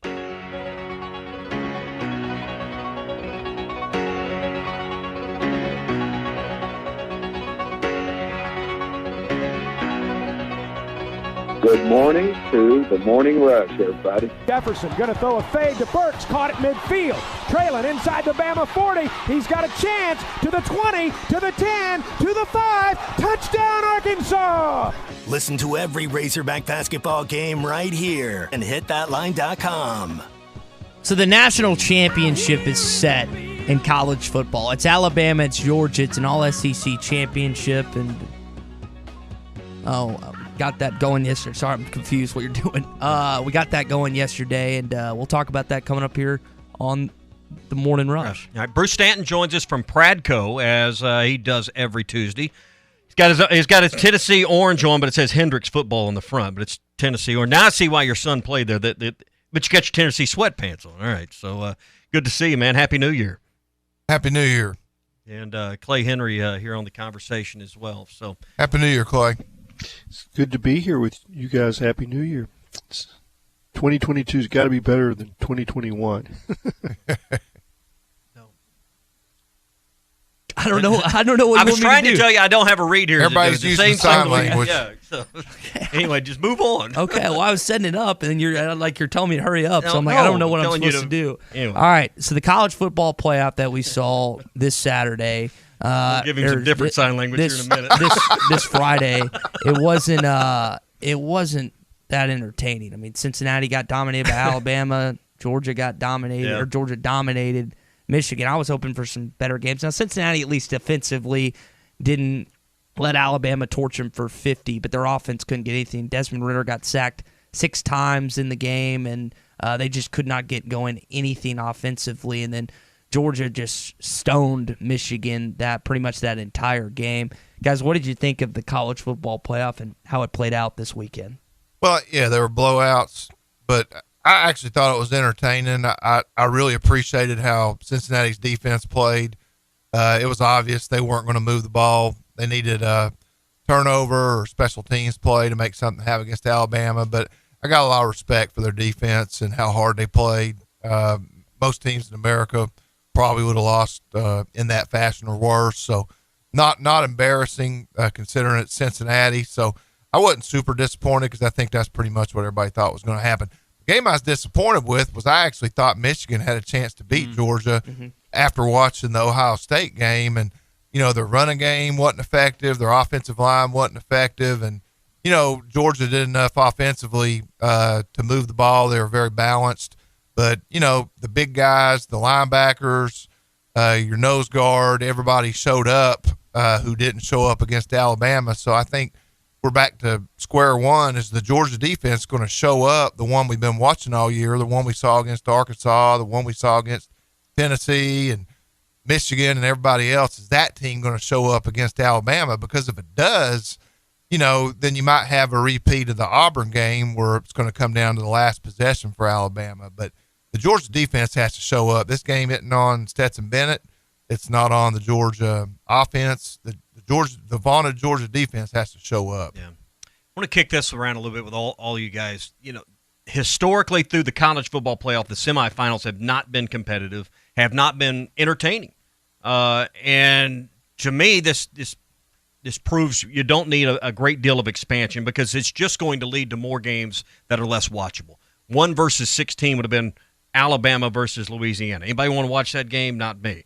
I mean, even if you had a 12-team or an 8-team, I don't think it's going to lead to more competitive games. Where do you guys fall on that? That is 4 the right number? Is the lack of competitive games in these semifinals historically lead you to believe that? Or do you think adding more teams, say, to an 8-team playoff would make it a more watchable product on TV? Clay, I'll start with you. Yeah, well, first of all, I think you're right. The 16 playoff, if you're going to go 1 versus 16, that's not the answer. That's I'd almost feel sorry for number 16 seed playing Alabama. And who wants to watch that? So. But I think the 12 team with the top 4 teams getting byes might be a little different. That you would have a round of competitive games because those teams are all similar, but then you would have the big boys jump in and they would have an advantage of not having to play, kind of like the NFL playoffs. So I kind of like that model. But and I think there's some years where there's 4 teams that are similar, and I think that it's you might have some entertainment value with more teams, but not in this season. We've kind of known from the start that there were 2 teams that were in a class by themselves, right? So this isn't a stunner this year. And back to the 2 games Friday, that's what I wanted to see happen, so I was entertained. Well, on the playoff, I guess I'm kind of agnostic on 16 or 12. I'd like to see a playoff because when I watch all these other bowl games, I'd like to see can Ohio State play like that offensively against one of the better teams? Can Oklahoma State come back like that? I mean, they came back against Notre Dame, but can Ole Miss, with a healthy Matt Corral, play like it did most of the season, entertaining football against a better team? I guess I just want to see some of those games, and there would be upsets. You always say, well, there'll never be a 1-16, hardly ever is a 2-15 in the NCAA basketball tournament, but it does happen. It has happened, and at some point it would happen, and I think that would be compelling, and it would just make it more watchable. I wanted to see Kenny Pickett play. I think he would have played in a playoff game. I think a lot of these really good players that we're not seeing would play in a playoff game. So if you want the best product out there, expand the playoff and give these kids a reason to play. And the Matt Corral thing might happen. That's why people don't play. I respect that kid. I hate it for him, but until you expand the playoffs into meaningful games, you're going to see more of those kids just decide to opt out. Will next year be the first year that we see someone opt out of the college football playoff in 2022? I guess I keep saying next year. Technically, it's this year. I'll be surprised if that happens. It seems like that's the games that the players want to play in. Well, I thought the Rose Bowl and I thought the Peach Bowl, and I thought these New Year's Six games were games that people wanted to play in. And we saw all these opt-outs specifically in the Rose Bowl with Ohio State. I thought that was a big enough caliber game where we'd never see that, but we did. So that's why I think. Well, I think we're inevitably headed that direction where a player opts out of. But is it this year? Are we going to see it? I don't know if it depends on who it is. Depends on who it is. Apparently, if Oklahoma makes it, they'll have opt-outs all over the place. Well, let's just throw this scenario. Bryce Young's perhaps he's going to have a chance to win another Heisman. Perhaps could be where would he project in the draft? You think 1, number 1? Kuiper's got him at 1 already. Why wouldn't he opt out of the whole year? That's what you said last week. And that's the point that I keep coming back to. Why is it just the last game and the bowl game? Then you can say, well, there's nothing in the balance here. There's no juice left in the squeeze here for playing in these bowl games. Well, is a playoff and winning a semifinal or a national champion, is that enough juice for the squeeze even at that point? Now, you've got to have enough games as a player to put on film for the NFL to go and draft you. So you got to build your resume. Are those extra games resume-building games and opportunities? We think so from the outside world, but I don't know that the NFL is going to make a new judgment based on you on 2 more games in a college postseason. It'd be a good question to ask Kuiper if Bryce Young sat out the entire next year. I keep saying next year, next season. Would he still be the number 1 pick? Now, we see Jamar Chase, who opted out last year, and we've seen the season he's had. That turned out bad, didn't it? Yeah, and that was the question. And he had a terrible preseason. He looked awful, and people were wondering, well, is it because he opted out? Well, the 3 touchdowns against Kansas City and what he's been as probably one of the best rookie wide receivers in the National Football League has told you anything otherwise. Now, I don't know if a quarterback transitioning from quarterback not playing an entire year to that, if that's a big difference. But I think in some people's minds, Bryce Young wins a national championship, he would have done enough. The question is, we don't know the makeup of the kid. I listened to his interviews and I've listened to him talk before, but I have no idea what's going through in his head. And then also who's talking to him after what's going to happen this Monday. Joe Burrow basically sat out all of last year after he got hurt. Mm-hmm. So what he's done this year was basically he only played a third or less of a season. So if you can do it, you can do it. I mean, you look at Tua, you look at Jalen Hurts, I'd say those are probably average NFL quarterbacks, which, that's good for a lot of teams because there's only so many elite ones. Is Bryce Young better than those guys? or is he in the same mold as those guys? I think that's the question. It's his skill set and what he does better than Hurts and Tagovailoa, the recent evidence we've had from Alabama starting quarterbacks, and does he care about winning another national championship, another Heisman? That's what he's going to do. So I asked this question yesterday, and I love y'all's perspective on it. What's changed? Because the answer of, well, the money's too big doesn't cut it for me. The money was big in relative terms in the 80s, the 70s, the 90s, the 2000s, and somewhere in the last 2 or 3 years, it's become more acceptable, and there's less criticism, I guess, for opting out. You just didn't see players do that, and I think it was out of fear of being criticized. So, Clay, what has changed? You talk to these players on the regular basis. We listen to their press conferences.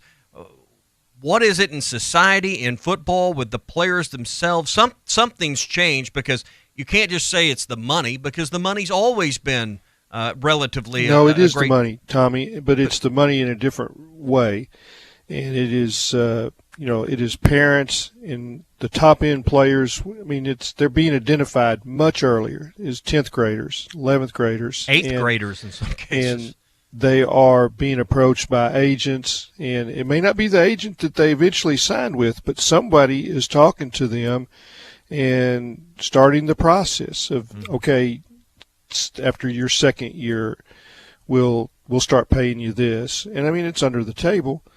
Or the third year, if you opt out, we can start paying you as soon as you stop playing, and it's not an NCAA violation, we'll start paying you. And for some families, that is, you're going to get paid before the draft. You get paid as soon as you sign, as soon as you stop playing. Now, I want to go back to the Bryce Young thing, and there is one motivation for him to play at Alabama next year, and that is a massive NIL deal. And not all quarterbacks, not all players around the country are going to have what he has next year at Alabama for his NIL. And it might be, $3 to $4 million.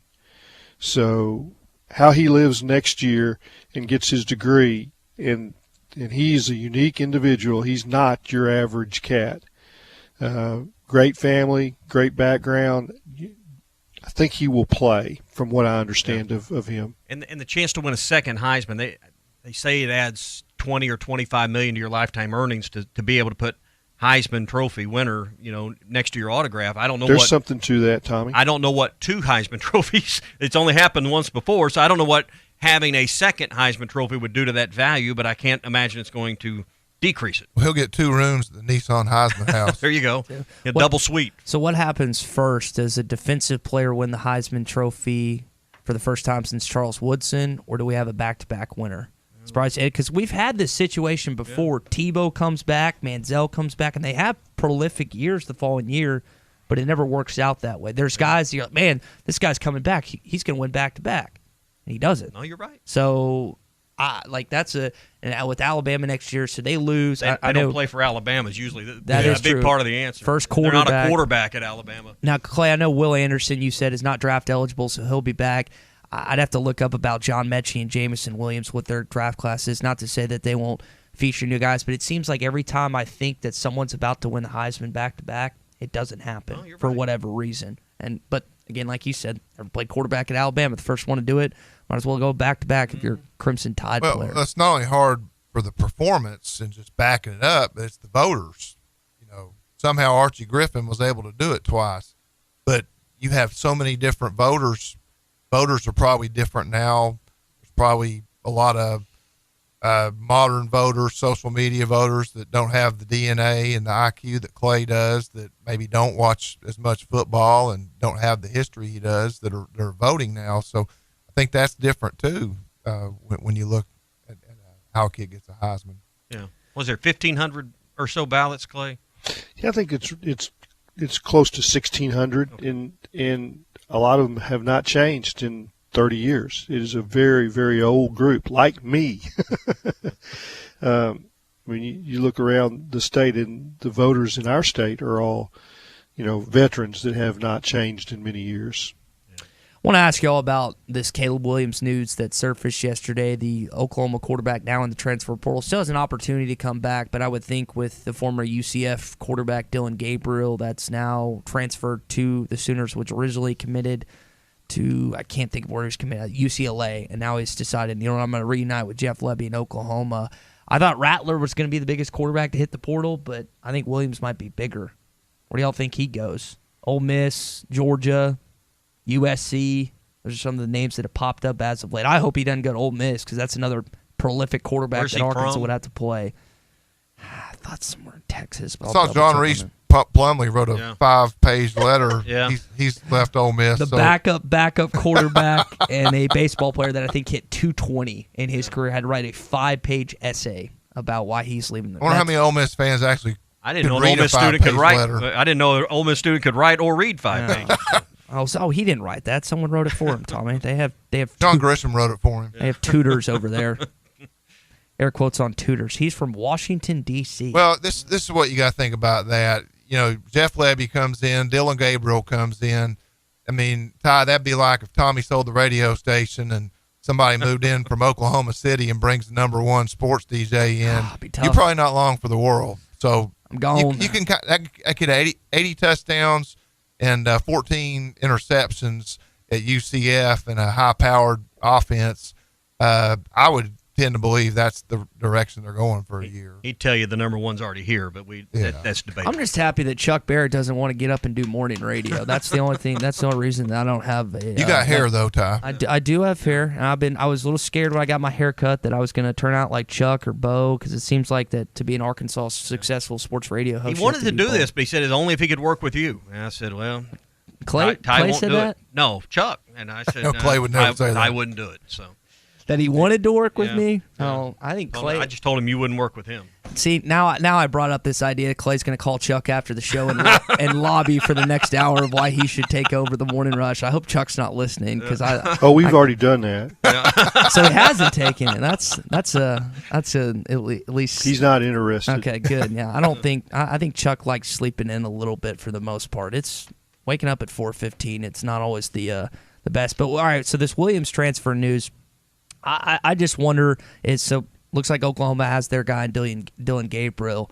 Quarterbacks are the most polarizing position in the sport. And we've seen Rattler hit it. We've seen now Caleb Williams, some of the other guys, Max Johnson, Miles Brennan, the Keaton Slovis, USC quarterback. I'm probably missing a name or two that I've forgotten at this point. Is this going to be something that Arkansas, you think, takes advantage of the future, that quarterback mold, as long as Briles is on campus? Depends. I mean, you're looking for the next RPO guy, right? The next running quarterback, which isn't easy to find in a world when you look around high school football. We all know that there is some RPO out there, but it's a lot more pass than it is run with the quarterback. So I think they'd love to continue to do what they're doing for the long-term future, but it's going to have to be different. You're not going to have I don't think another 245-pound quarterback that can run it and throw it. I'll say most RPO guys don't look like KJ. They look like Hooker or someone like that. But Malik, Malik brings that running element with his speed. That's a different kind of running. So he should get a lot of credit for how he stepped in there too. He did a heck of a job when he got in there. 60-something yards. You've got I know a lot of people like to make the comparison. You've got a Cam Newton on campus and you've got a Lamar Jackson on campus, which hopefully Malik will improve some of his throwing this offseason, and they'll be able to use him a little more next year if he's given the opportunity. All right, fun conversation with Bruce Stanton. Pradco Fishing. Yum is one of their 21 brands, 20 brands? 20 brands. 20 brands that Pradco has. He brought us another pack of Scottsboro swim baits this morning. And what's biting right now? It's cold. The weather's changed over the weekend on Sunday. How do you rig up this week? Well, that's a good thing.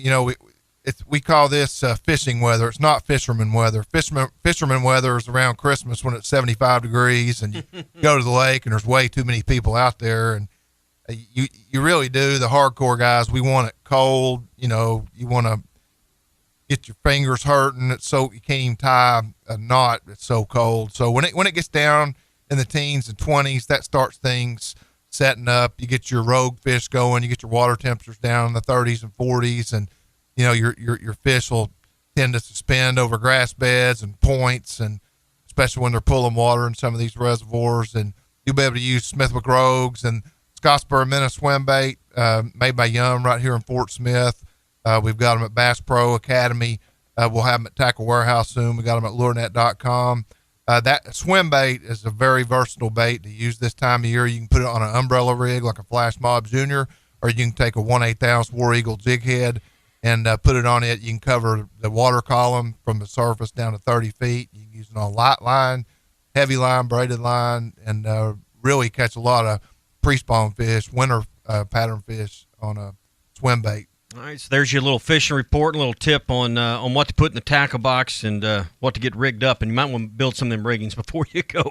That way you can change rods or tie on a new rig real quick because, like you said, that you need them gloves where the fingers fold back and keep your fingers warm and nimble to tie the knot. If you fish, and I'm sure Clay's experienced this, when it gets cold and you get a little braid or you get a little line in your finger where it's cracked, it just makes you want to say not so nice words when it's real cold. Makes you want to go to the house and drink hot coffee. No, you usually got hot coffee in the boat with you, but you're out there for a reason. You're out there to catch those fish, and winter fishing's it's peaceful.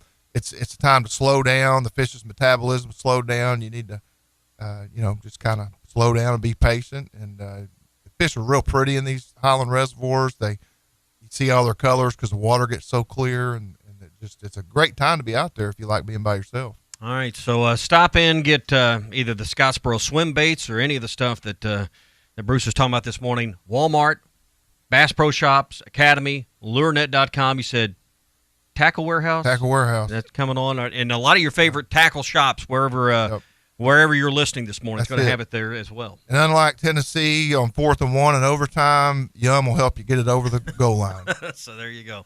All right, well, good to see you. Happy New Year, and we'll see you next Tuesday. Happy New Year. All right, Bruce Stanton with Pradco Fishing, made right here in Arkansas, joins us every Tuesday on the Morning Rush. Great time to take some stuff that's made by Pradco and maybe head to the White River and spend some time at Gaston's White River Resort. We're into the winter rates right now, which means 40% off. When you fish right now at Gaston's, you can use that towards the lodging on that 40% discount. Give you some extra money to spend on a guided fishing trip on the White River. They got the topwater boats, which are top of the line, very comfortable. You'll enjoy that. They got the best guides that have been on that river for decades, and they can show you all the right places to be at a great time of the year to be fishing on the White River. And again, 40% off. So if you're planning a getaway, or maybe you're looking for a client retreat or a business retreat, hey, Gaston's is a place. In fact, they have a conference center that will seat 100 people comfortably right now. And their 80 cabins and lodges are all private and individual. So if you want that privacy, you want that separation from others, hey, they got you handled there at Gaston's White River Resort. Find out more online at gastons.com and then call 870-431-5202 for your reservation. Gaston's White River Resort, a first-class time every time. This is Toyota Tuesday on the Morning Rush. Get by your local Toyota dealer for a test drive today. Toyota, let's go places. Start 2022 with a splash from Burton Pools and Spas. Save up to $5,000 on a fiberglass in-ground pool. This is a limited time offer from Burton Pools and Spas. Only the first 15 customers will save $5,000 off a new in-ground fiberglass pool. Invest in your family and the backyard of your dreams at Burton Pools and Spas in Springdale and in Fort Smith, and online at burtonpools.com. Burton Pools and Spas. They are your source for backyard fun. The Powerball jackpot from the Arkansas Scholarship Lottery is now more than $500 million. So, what would you do if you won? I would buy a mansion, buy my dream car. I've always wanted to go to Dublin, sit in a pub, and just kind of see what life's like. I'm probably going to pass out. Got your ticket? If not, visit your local lottery retailer for your chance to win the Powerball jackpot of more than $500 million. This is winning. Call 1-800-522-4700 for Problem Gambling Helpline. Standard Materials Group has immediate openings for ready-mix drivers, in the Northwest Arkansas area. If you have a CDL license without an automatic restriction and want to be home every night, want to work with a company that offers great pay, benefits, and a great team environment with growth opportunity, apply today at jobs.crh.com. Again, that's jobs.crh.com. Standard Materials Group is an equal opportunity employer. Hi, this is Melissa with True Grit Running Company. Each day we see familiar faces who have supported us from the beginning because they see the benefits of an active lifestyle. We're also always meeting new customers who are taking their first steps towards making running or walking a part of daily life. We have the opportunity to share in their successes and help them achieve their goals. The people of Fort Smith and the River Valley are why we believe we were voted one of the best running stores in America. Visit us and see how we can help you. True Grit Running Company, 6808 Rogers Avenue, Suite B, behind Chick-fil-A. Harry Robinson Buick GMC wants to buy your vehicle, and they'll pay top dollar today. Pre-owned car values are at an all-time high, and your car is worth more today than it ever will be again. If you are driving a 2013 model or newer with 120,000 miles or less, bring it to Harry Robinson Buick GMC, and they will pay you more for your trade. Even if you don't want to buy a new car, they will still buy yours. Harry Robinson Buick GMC, exit 11 off of I-540 in Fort Smith. Hey, Ty Richardson for Cut Above Lawn and Landscaping. Does your yard need to be serviced in the fall and winter months? Of course. A Cut Above is with you every step of the way. Whether it's commercial or residential, a Cut Above can handle all your needs. Tree service, stump grinding, brush hog, full landscaping, leaf removal, post and pre-emergent, power washing, and any other yard chore you can think of. Call or text today at 479-719-5605. More than just a mowing service, they're a Cut Above. 719-5605. Frank Rowe Furniture is having a New Year's sale the whole month of January. Even little Marley has been running around the store marking down prices. You better hurry before they catch me. Frank Rowe Furniture is family owned, has in-store no credit check financing, and service after the sale. Frank Rowe Furniture, 405 4th Street, Barling, Arkansas. Let's see the mouse. Hi, I'm Kelly Smith, owner of Dixie Digital Imaging. Would printing from your phone or tablet make your life easier? Are you emailing files to yourself so that you can print them from your desktop or laptop? The Xerox VersaLink and AltaLink lines of network printers and multifunction printers will natively print using your phone's built-in capabilities. Apple AirPrint and Google Cloud Printing just work. To order yours today, give us a call at 783-6600 or visit dixiedigital.com. Dixie Digital Imaging, bringing document innovations to the River Valley. Mosquitoes, bedbugs, termites, are they biting around your home? Well, fight that bite by calling Tri-Hill Turf and Pest Control. 782-0404. We've been servicing the River Valley since 1986. Termite inspections, all at an affordable price, and all estimates are free. Give us a call at Tri-Hills, 479-782-0404. Head to toe, it's gotta be Gelco for hard work and the great outdoors. With quality and price and comfort you like, and savings that you're looking for. We've got the shoes and boots, steel toes too, outerwear and a whole lot more. Head to toe, it's gotta be Gelco for hard work and the great outdoors.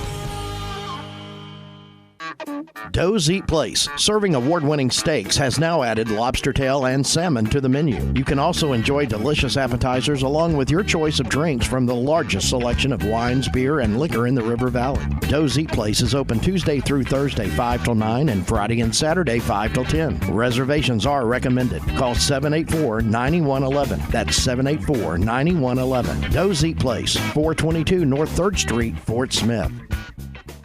ESPN 95.3. Arkansas football. It's the players running through the A. Hog hats.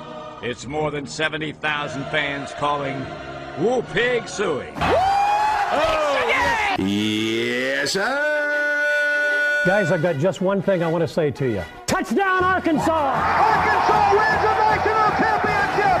The Arkansas Razorbacks have completed the dream season! This is your Hog Update on the Morning Rush. Brought to you by Mr. Sparky. Need a licensed electrician to service your home? For one of their local pros, call 888-8-SPARKY. Got a couple more Razorbacks football players that are in the transfer portal. Devin Bush, according to 24/7 Sports, and also Kendall Catalon, Jalen's older brother, who announced it yesterday. Now, Tommy, you said earlier, I didn't think about this, but then I would understand where you and some others that were just, you saw Catalon at the top. It just says Catalon at the bottom. If you didn't read it and it's on your phone and you didn't notice it's number 6 versus number 1, anytime you see those things, for a half a second, you stop and say, wait a minute. And then you looked a little closer and you realized, all right, this isn't Jalen Catalon, this is his brother that's leaving the pro. There were several people that commented that I think they had to read it in full detail to understand which Catalan we were talking about. Scared them a little. Made me wonder how many people realized there were 2 Catalans on the team. Yeah. I saw that Jordan Silver is entering his name in the NFL draft. Clay, this will be something we maybe talk with Brett tomorrow, but he's a lawn snapper. He was up for one of the best lawn snapper of the year awards.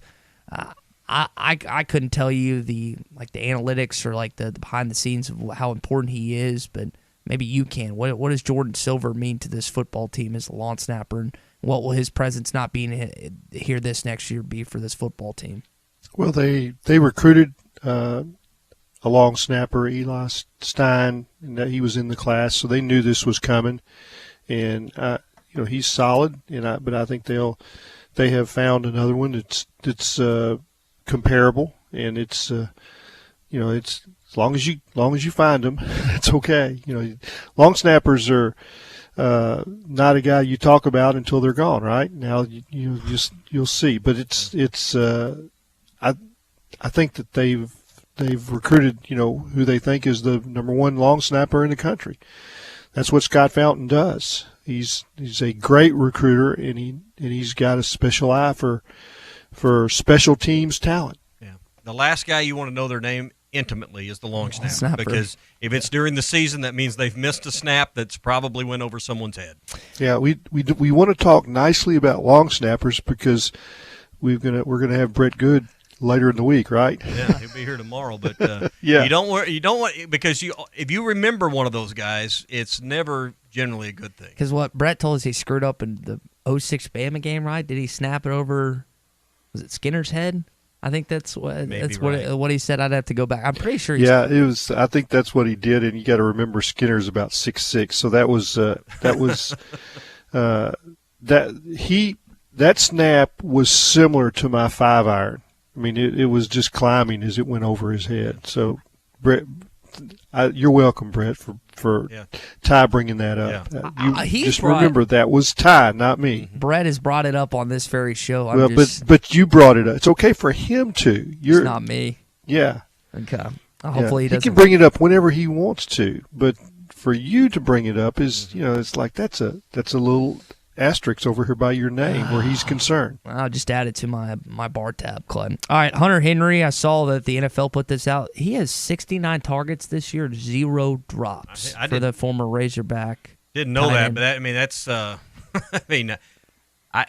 he's earning every bit of that raise in that new contract he got when he moved over. Yeah, and the thing about Hunter is him and Mac Jones have formed quite a connection. I think it was 7 or 8 straight games that he had a touchdown pass, and Mac really likes him some Hunter Henry. I was curious to the acquisition that Bill Belichick and the Patriots made in the offseason, how he would fit with them, and it looks like he's fit pretty nicely there up in there. Fits like a glove. In Foxborough. Trust might be the word. They trust him. He made he's made multiple catches in school and when we were in college, so that I was just like, man, that is a guy that has some hands. The Mississippi State sideline pass in 2015 where Brandon got creamed as he let the football go, and I don't know how Hunter came up with that because the guy was draped all over him, but he ended up catching it in the back of the end zone. The guy has some hands, and there's a reason he won the Mackey Award when he was in college. But maybe his greatest play was a backwards pass, right? That is a good point.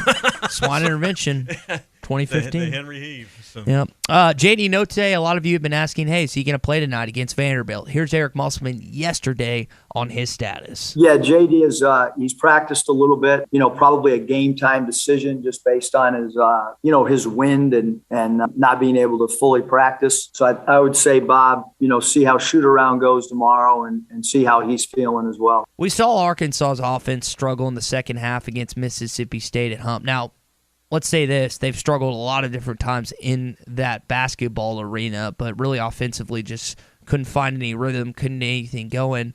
Guys, do we think he's going to play tonight?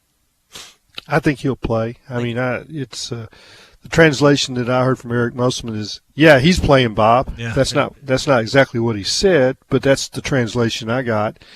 And I go back to the last game, and it's the same thing I see every game. And Ty, you'll talk about offense, and I'll talk about defense. And I think that is the thing that Eric Musselman has shown the ability to coach.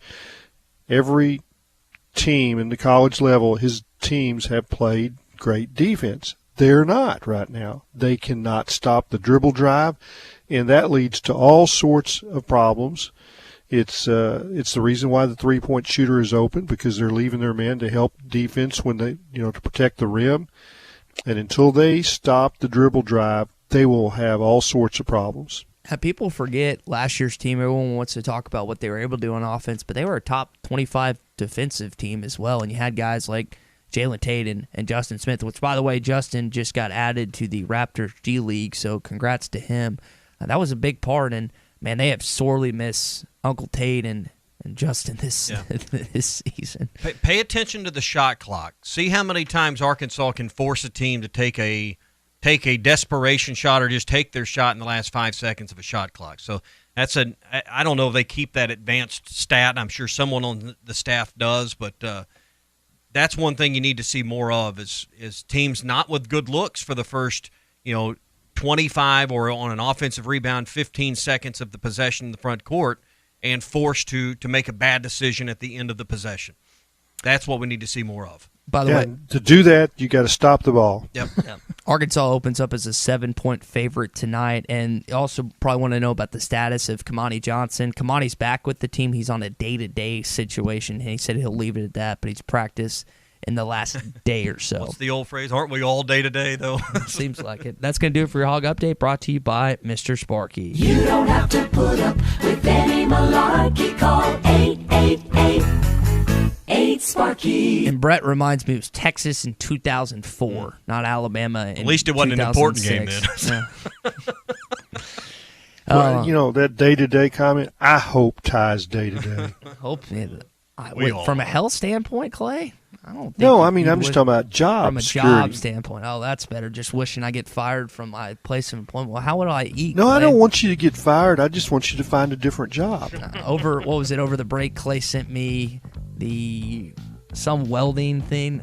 Was it United Welding? No. It was Lexicon Steel in Little Rock. Their HR. Let's give them a free plug, I guess. They had 10 jobs open. One of them was a driver, and I thought you could do that. Yeah. I think it'd be a CD. Do you think I could get my CDL license? No, I don't think it's that kind of driver. I think it's just like, driving stuff around town. Okay. Well, at least you wouldn't need a hard hat. So, I mean, A, it'd mess that hair up, right? And Yeah, B, that head's hard that. enough as it is. So you That's wouldn't what even my need a hard hat. Dad said as hard a hat. kid. I've always wanted to be able to drive like a forklift or something. I think that would be pretty cool. But every single time we go to a warehouse or something, I can't ever get it working. I don't know what the deal is. So, all right, hour 3. Won't give you the keys. That's why. That too. Hour 3 coming up. Why this season's going to be the standard and not the exception? Hello, welcome to Virtual Reality, where absolutely anything is possible. What would you like to do today? Anything, huh? I think I want to drive the 2022 Toyota Camry. I saw it the other day and it looks super sporty for a sedan. Sure, here you go.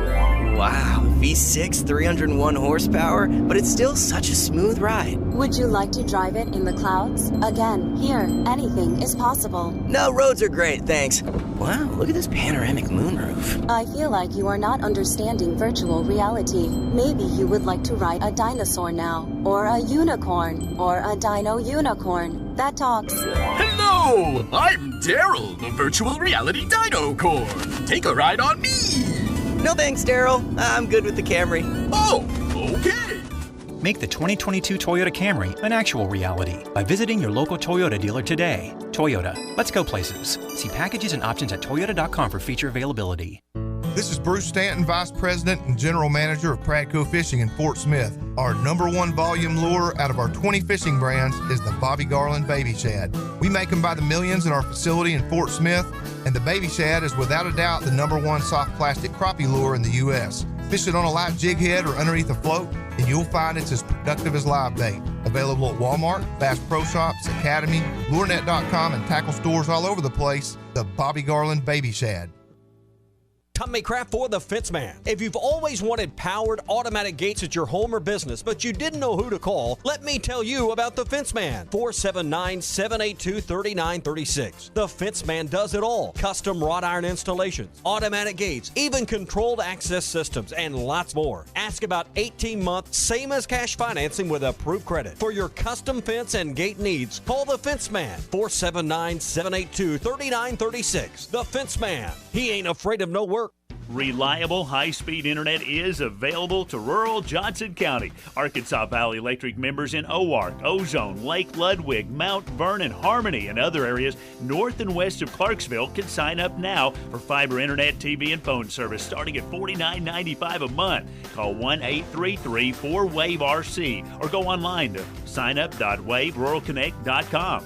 Arkansas Valley Electric and Wave Rural Connect, changing the communities we serve. There's more to a tractor than just horsepower. A tractor also needs weight to get that horsepower to the ground. With TYM, a heavier tractor comes standard. Many of the TYM models weigh more for the horsepower than comparable tractors from the big names, and tractors that weigh more do more. See Bush Tractor at their new location at 6100 South Zero in Fort Smith, or log on to bushtractor.com to see how they can upgrade your productivity. Hi folks, Larry Rath here for Rath Auto Resources. I'm so excited to be starting our 30th year of helping folks drive better in the River Valley. With tens of thousands of vehicles sold, we've learned a few things about what our customers want when they're buying a nicer, newer car, and what kind of service they expect after the sale. That's why we have a non-commissioned sales staff, Rath Road Ready Used Cars, and one of the top Meineke Car Care Centers in the nation. But we understand you still want to save money when you buy. That's why this month you can save up to $3,800 below retail on the biggest inventory of Rath Road Ready vehicles we've had in over 2 years. Plus, with used cars still hard to find, we're giving up to $2,100 above fair value for your trade-in. If you're keeping the car you have, let us take care of it for you in our Meineke Car Care Center with half-off brakes and buy 3, get 1 free on all tires. What a great time to save and start driving better today with Arkansas's favorite used car dealer, Rath Auto Resources and the Meineke Car Care Center, 4515 Towson Avenue, Fort Smith, or online, rathauto.com. River City Bistro is Fort Smith's favorite place for lunch, dinner, and brunch. Open 7 days a week, both on the patio and cozy dining room. River City Bistro, locally owned and open weekdays 11 till 8, Saturdays 10 till 8, and Sundays 10 till 3. Want River City Bistro curbside to go? Just search on Facebook or Instagram for River City Bistro or go to rcbistro.com. River City Bistro, 7320 Rogers Avenue in the Stonewood Village Shopping Center. Michelob Ultra Organic Seltzer opens like every other seltzer, pours like every other seltzer, but it's not like every other seltzer. USDA certified organic, no added sugar, and low cal, so you've never seen another seltzer quite like it. And with new refreshing flavors like black cherry and watermelon strawberry, you've never tasted one like it either. Michelob Ultra Organic Seltzer, as real as it tastes. Enjoy responsibly, not a low-calorie food. Anheuser-Busch Michelob Ultra Organic Seltzer, IRC Beer, St. Louis, Missouri. Tired of constant computer issues at work? And who knows what the real problem is? Is it the router? No, it's the hardware. Wait, they said it was the software. Call Hashtech Managed IT Services. Their multifaceted approach to IT support guarantees that everything is working at optimum performance. And Hashtech prevents the small problems from becoming big issues. Hashtech Managed IT Services in Van Buren. 479-802-4978. That's 479-802-4978. Hashtech Technology without the headache. ESPN Arkansas weather. For today, sunny and breezy. Our high this afternoon will be right around the low 50s with winds that could be up to 30 miles per hour across the north. An increase in the cloud cover tonight, upper 20s to low 30s. And then Wednesday, sunny skies, our high mid-40s north, low 50s south. I'm Sally Russell with your forecast on ESPN Arkansas. The Hit That Line podcast network is now available on Pandora Music and Podcasts. Just open your app or browser and search Hit That Line. You're listening to The Morning Rush, live from the Busch Light Studios on ESPN 95.3, KERX Paris Fort Smith. This hour of The Morning Rush is brought to you by Bud Light, brewed with the best barley, rice, water, and hops to be America's favorite light beer. Bud Light. Please drink responsibly. If they beat LSU, that's a heck of a season. If they give Ole Miss a scare with a rebuild defense, I don't see it. I see Arkansas. By the way, again, this is positive for them, going in the right direction with Sam Pittman, but ain't no way in heck they get in the Arkansas, look, you've had a great beginning of your season. I think that this is just about anybody could have asked for. Sam Pittman's doing a great job. They've shown improvement, but this is a lot more to do with your schedule than more than your football team necessarily. 9 wins, I mean, maybe over the next 2 years with that kind of scheduling, but not this year. Attaboy. Hey, this is Darren McFadden, and you're listening to The Morning Rush. Live from the Busch Light Studios. People who really want to have a good time won't come to a slaughterhouse. And we've got entirely too many troublemakers here. On your favorite Arkansas sports talk station. I don't like you because you're dangerous. That's right. I am dangerous. Streaming live from hitthatline.com. I hit the 7-iron like John Daly hits the 3. This is The Morning Rush with Ty Richardson. You just got to keep living, man. And Tommy Kraft. We follow orders or people die. Are we clear? The Morning Rush starts right now. Yes, sir. All right, it's hour number 3 of the Morning Rush on a Toyota Tuesday, and we've got some good Arkansas football conversation headed your way. Little Arkansas basketball we're going to get into this hour, what Eric Musselman had to say about the consistency of this team. SEC update, the line opened up as Georgia as a Vegas favorite. Well, money's coming in on Georgia at this point, so we'll discuss that because I know there's expectations for the Bulldogs to win this whole thing. We'll see if they do that on Monday night. Hey, Wave Rural Connect is live, and a new zone covering areas south of Clarksville and north and west of Clarksville, like Ozone, Oark, Lake Ludwig, Harmony, Mount Vernon. If you live in those areas in rural Johnson County, they now have great fiber, high-speed internet to your home. You can call 833-4WAVE-RC and find out about getting connected with the fastest internet starting at $49.95 a month. Great TV and phone packages are available as well with Wave Rural Connect from Arkansas Valley Electric. That's 833-4WAVE-RC or sign up online at waveruralconnect.com.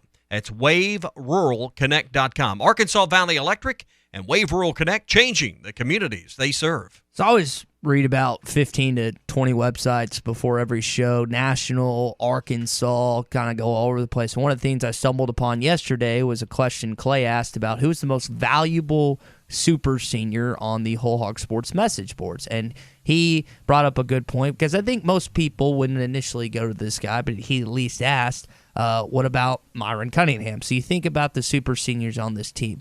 Grant Morgan, Hayden Henry, Myron, I think Trey Williams is up on that list. You've got Ty Clary. Clay and I were talking about during the break. I think Markel Utzi is also up there as well. Is Tyson Morris one? Yes. Okay, that's another. I was thinking he was up there as well. If there's one we're missing, feel free to text those in at 877. Yeah, Dorian Gerald is one that didn't play this year, and I don't know if he could get another year or not. Mm-hmm. I've seen an awful lot of players that played their 6th or 7th year because of NCAA, special consideration for injuries and COVID seniors. I mean, so I don't know. The Cody Walker plan. Yeah, I was the Cody Walker defensive plan. But that is, I think, a good question worthy of discussion because this would not be the same team without those individuals coming back and not just solidifying the leadership on this roster, but the talent. When you think about what Grant Hagan were to the linebacker core, each of those guys, including Bumper, had over 100 tackles this year, and Grant ended up walking away with the Burlsworth Trophy, which I know a lot of you felt like he deserved and rightfully won. So, Clay, since you wanted to talk about this, I'll let you go first. Who do you think is the most valuable super senior that was on this roster? I think that if you took a vote among fans, Grant Morgan would probably win it, and that's a good choice. Hayden Henry was, to me, just as valuable. And, those guys were interchangeable at linebacker. But I looked at Myron Cunningham at left tackle, never left the field. I think that is an important position, and it's really important when your quarterback is staying upright. But I think they ran behind him, and he, again, played more snaps than anybody. I mean, I think that he just never was hurt, and he was a guy that could have, most of those super seniors didn't have anywhere to go, but he's a guy that could have gone to the NFL last year and probably been a 4th round pick, and that's nothing to sneeze on. But he's, maybe he moved up a round by coming back, but I think he was really valuable to this team and probably a little bit, overlooked by fans just because. You don't look out there and see what he's doing. You watch the ball carrier.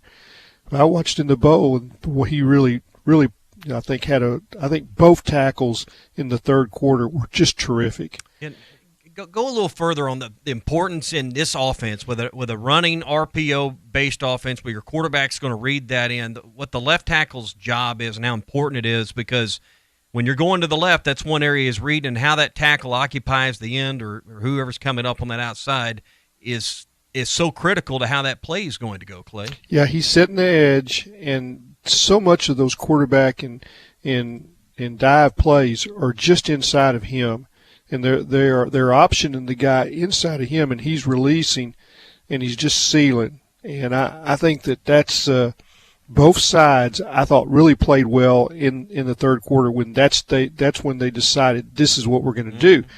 Obviously in passing situations, he's got to set the pocket. And I don't really remember except one play where it didn't go well, and that was the strip sack against Auburn, and that was a bust from the left side. Now, whether that was him or the tight end, I'm not sure.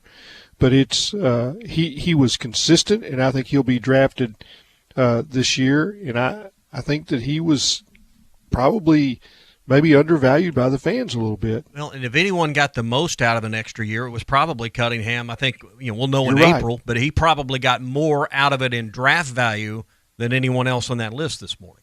Yeah, I think that's true.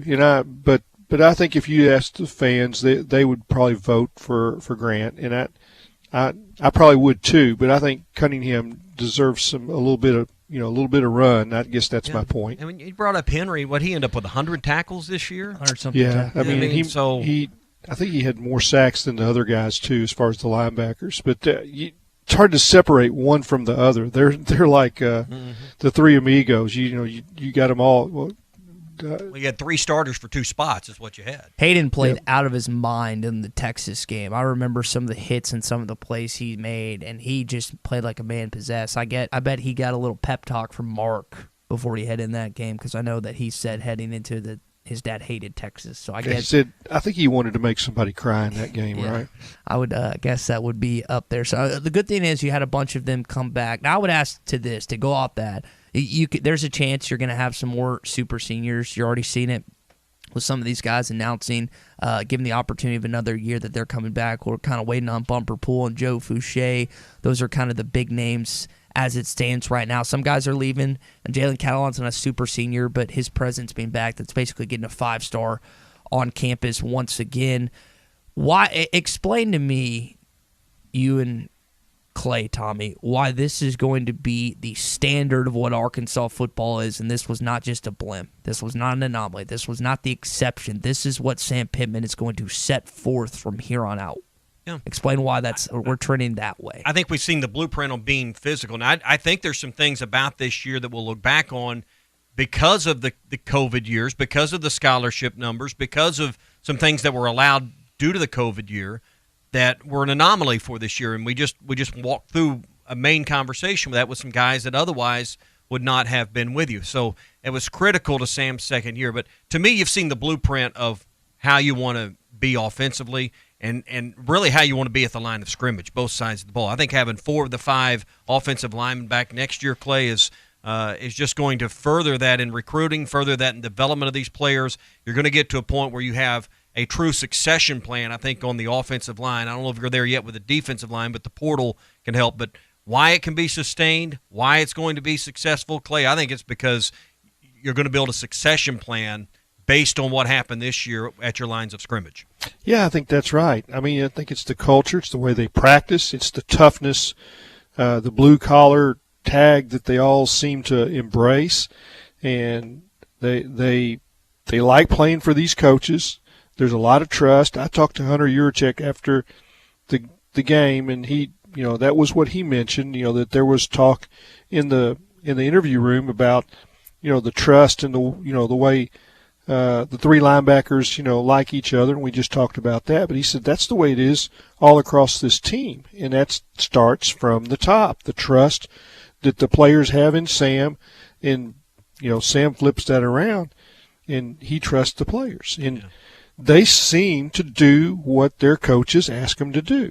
And we don't see, a lot of discipline problems. We see leadership, and that's, I think that starts at the top. I think he is an effective leader, and that is, whatever you want to say about an organization, you have to have an effective leader, and that doesn't just go with football. And when you don't, everything breaks down.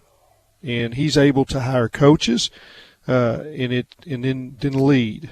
And and I think recruiting is going good, and that's another aspect of why I think it'll, they will continue to build on this. Yeah, I know it's way early, but to me, 4 or 5 starters back on the offensive line is that worth 1 win to you, 2 wins to you more than I don't know. I can't really put a number on it this early, but that gives me a blanket of comfort for next year, knowing your quarterback and your line's back. I mean, and when you look at the recruits that they signed, to me, the plums in this recruiting class are offensive linemen. It's like they signed some Sam Pittman type offensive linemen, and they don't have to play right away. Yeah, but they don't have don't to play. They can develop. They can get bigger physically, and that's been the problem. Is you've had to throw some youngins right into the fire in recent years, and now you'll have time to, as I said, succession plan where who's stepping in next. They've had valuable snaps, but you got 2 or 3 starters back every year and guys that have had valuable playing time. So I'm hoping that the reason you're going to be better moving forward, Ty, is you're going to have experienced linemen 10, 12 deep across the board that you can lean on. I like the word plums that Clay used. That's a fruit that I haven't had in quite some time. Yeah, you're talking about Marion Harris out of Robinson, Andrew Shamley out of Maumelle. I think it's Patrick Kuntas out of Christian Brothers in Memphis. He might play at left tackle next year. That's something to watch for. Yeah, there's maybe 1 or 2 other offensive linemen that I'm forgetting about. Maybe that is the 3 that they signed up. Eli Henderson. Henderson. Yeah. So that's the. Again, just off the top of my head, the recruiting class they had. But, yeah, I think with that. Now, here's those are the pros. I like the pros. We present that, and we want to, again, present both sides. I would say that the reason that this could maybe be the exception, the good year, is because you had all these super seniors back, right? This is potentially the eldest roster that you've ever had in the history of Ridgeback football. 26 seniors honored on Senior Day, I think it was? And we don't have a catalog in front of us to be able to count up how many, but you could at least say that it's a top 3 oldest roster you've ever had. I think. Well, Rick Schaefer said on Senior Day against Missouri that's probably the most players that have been honored on Senior Day since the 60s or 70s because of scholarship restrictions. They had like 100 and something odd players. You had scholarship restrictions that would have kept that from happening. Mm-hmm. So it was an unusual roster composition based on the limited rules. So I would say the Counters, that's the oldest team you've ever going to had. The SEC West is not getting any easier with Alabama. We'll see what Brian Kelly does at LSU. Bryce Young, we know, is coming back this next year. The quarterback situation they're having to face. Rattler, we'll see where Caleb Williams ends up. But the competition's not getting any stiffer. Any easier. It's getting stiffer, if not the same stiffness that it has been these last 2 years. And this next year, guys, if we thought these last 2 years for Arkansas football in terms of scheduling were tough, we've said the past 2 years that, this is the most difficult schedule that they've ever had. This is the most difficult schedule they've ever had. You're opening up against a ranked Cincinnati team. You got to play Spencer Rattler week 2. We can make fun of Spencer Rattler all we want. That guy's going to come in guns hot in Fayetteville week 2.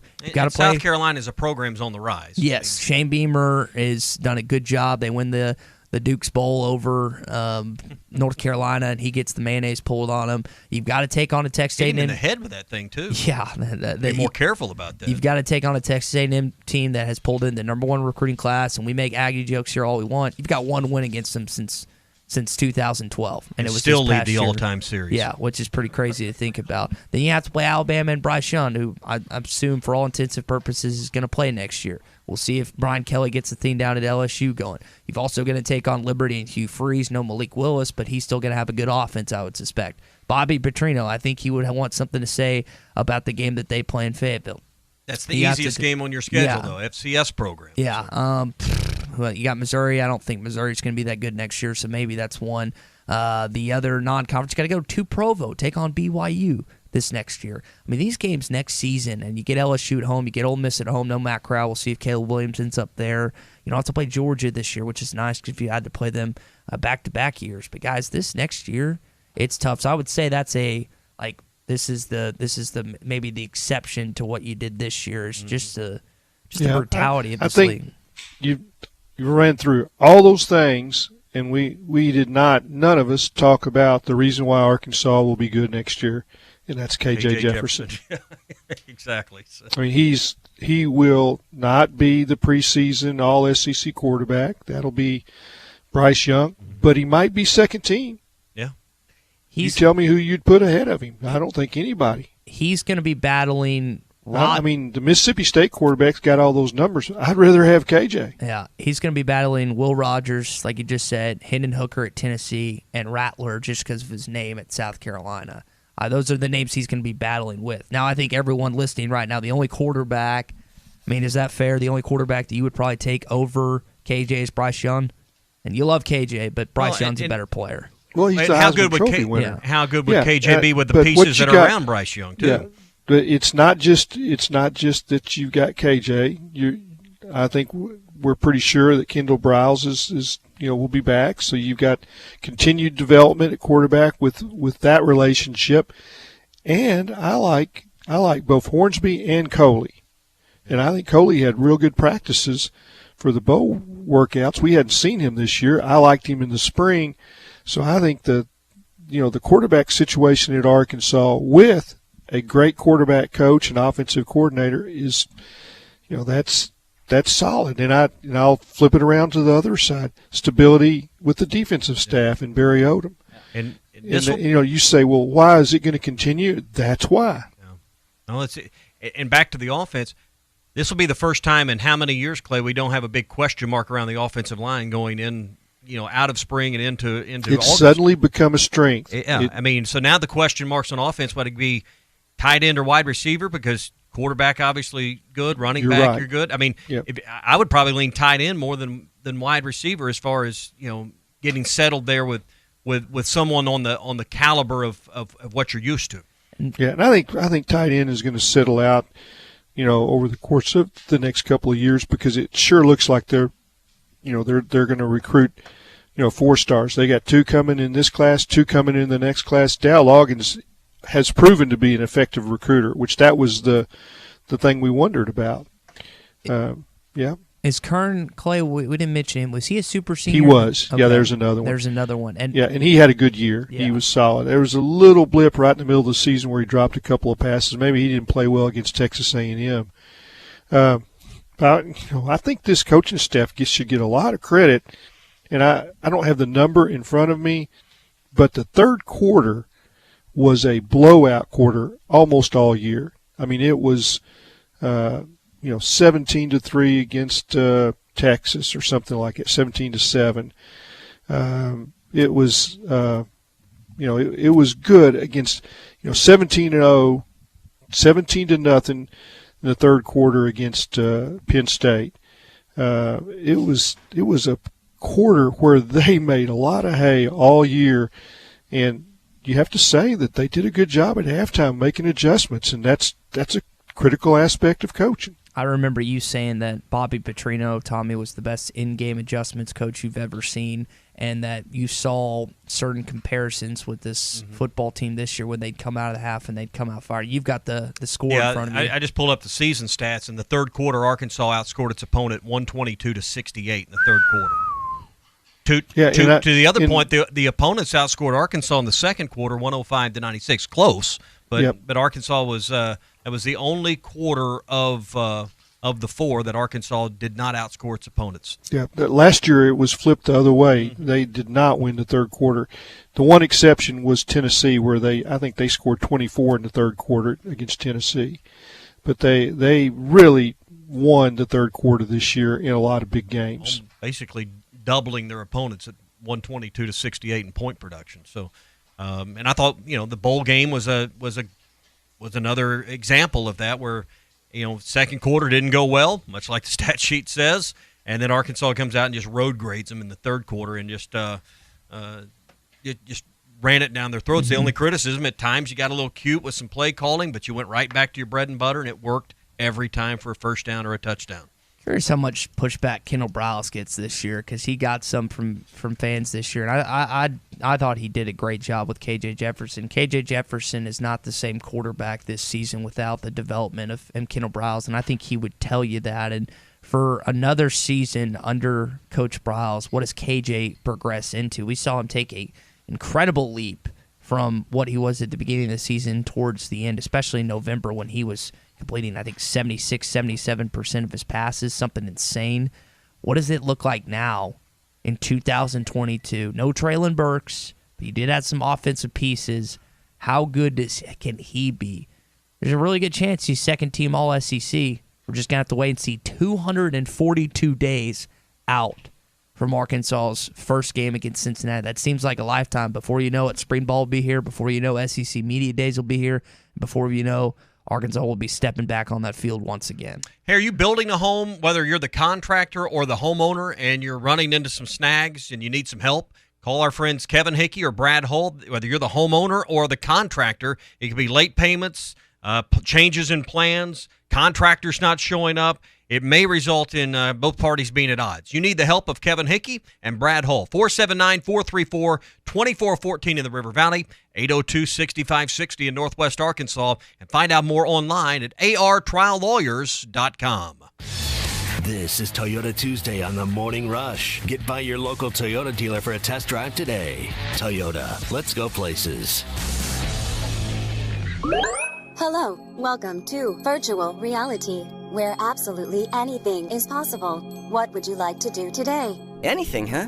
I think I want to drive the 2022 Toyota Camry. I saw it the other day and it looks super sporty for a sedan. Sure, here you go. Wow, V6, 301 horsepower, but it's still such a smooth ride. Would you like to drive it in the clouds? Again, here, anything is possible. No, roads are great, thanks. Wow, look at this panoramic moonroof. I feel like you are not understanding virtual reality. Maybe you would like to ride a dinosaur now, or a unicorn, or a dino unicorn that talks. Hello, I'm Daryl, the virtual reality dino corn. Take a ride on me. No thanks, Daryl. I'm good with the Camry. Oh, okay. When it came time for new gates and some fence repairs at my home, the Fence Man was my first call. The Fence Man does it all, from large commercial jobs to small residential repairs. Wood privacy fence, vinyl fence, commercial or residential chain link, even custom wrought iron fencing. 479-782-3936. 18 months, same as cash financing with approved credit is now available. If it involves fencing, the Fence Man does it. The Fence Man. He ain't afraid of no work. 479-782-3936. Now that's a dandy white perch. Big old slab. C'est bon, Sakhalin. One beautiful crappie. It's a paper mouse. Some serious crappie. Nice speck. We got crappies. They might go by different names, but all prefer the same thing. Bobby Garland, America's favorite white perch, slab, sockeye, papermouth, crappie, speck, crappie baits. I call it dinner.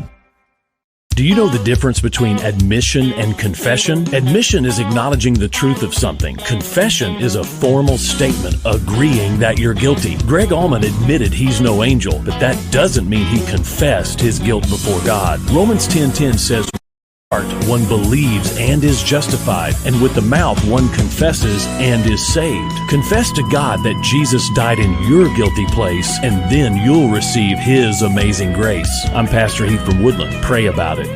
BetOnline has you covered for all the holiday season. More props, odds, and lines than ever before. BetOnline remains your #1 spot for all sports action. Head to our new updated desktop or mobile website to sign up today and receive your 50% welcome bonus with the promo code BELIEVE to receive your bonus. That's BLEAV to receive your bonus. And it's not just football. BetOnline has pro and college hoops, NHL, boxing, UFC, even your favorite Vegas casino games. Don't wait to take advantage of all these amazing offers available for the 2021 season. BetOnline is the fastest and easiest way to bet on all your favorite sports.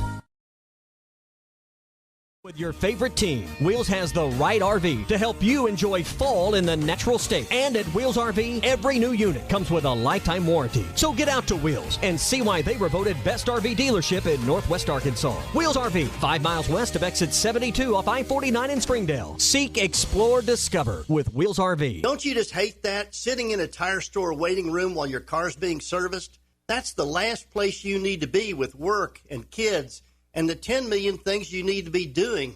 Well, don't. Free shuttle service. Pickup and delivery free when you spend $75 and only $10 if less.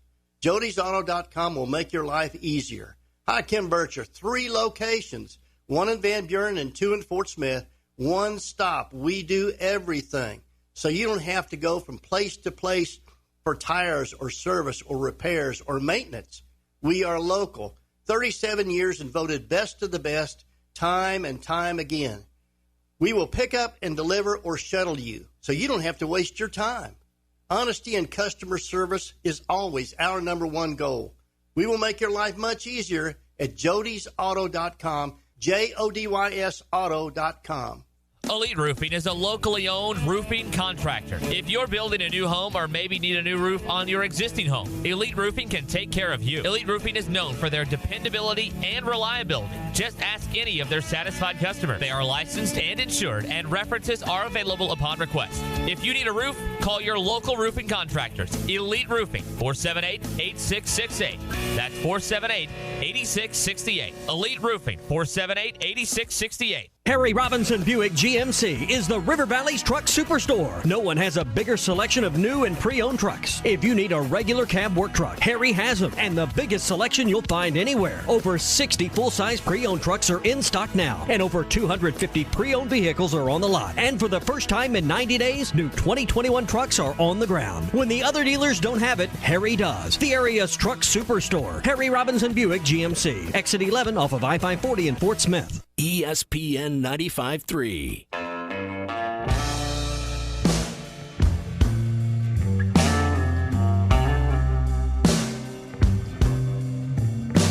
The Morning Rush with Ty Richardson and Tommy Kraft. Pass right side, Burks down the sideline, nobody's there, touchdown Arkansas!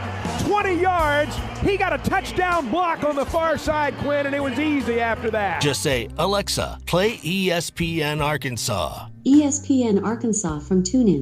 Arkansas basketball takes on the Vanderbilt Commodores tonight, the first game for them in 2022. I know you want to see some more consistency out of this basketball team. So does Eric Musselman. We'll see if they do it tonight, starting, I think it's at 7:30, so we'll have pregame coverage beginning at 7 o'clock right here on ESPN Arkansas and hitthatline.com.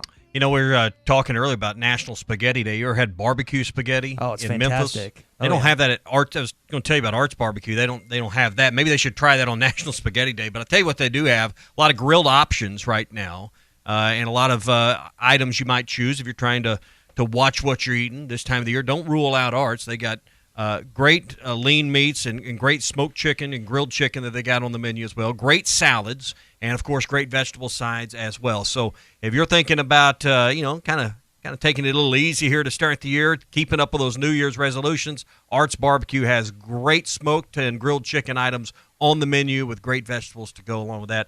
And the salads are tremendous at Arts. Arts Barbecue, 452-2550 for call-ahead orders. You can pick up at the drive-thru window on these cold days. And, of course, you can stop in and see them on Rogers Avenue next to Buddy's in Fort Smith. Or you could get my go-to, which is order kicking chicken, onion rings, a Boss Hog burger, fries, and order mozzarella sticks. That a lot of times is my Friday night meal, Tommy. You think you could eat that?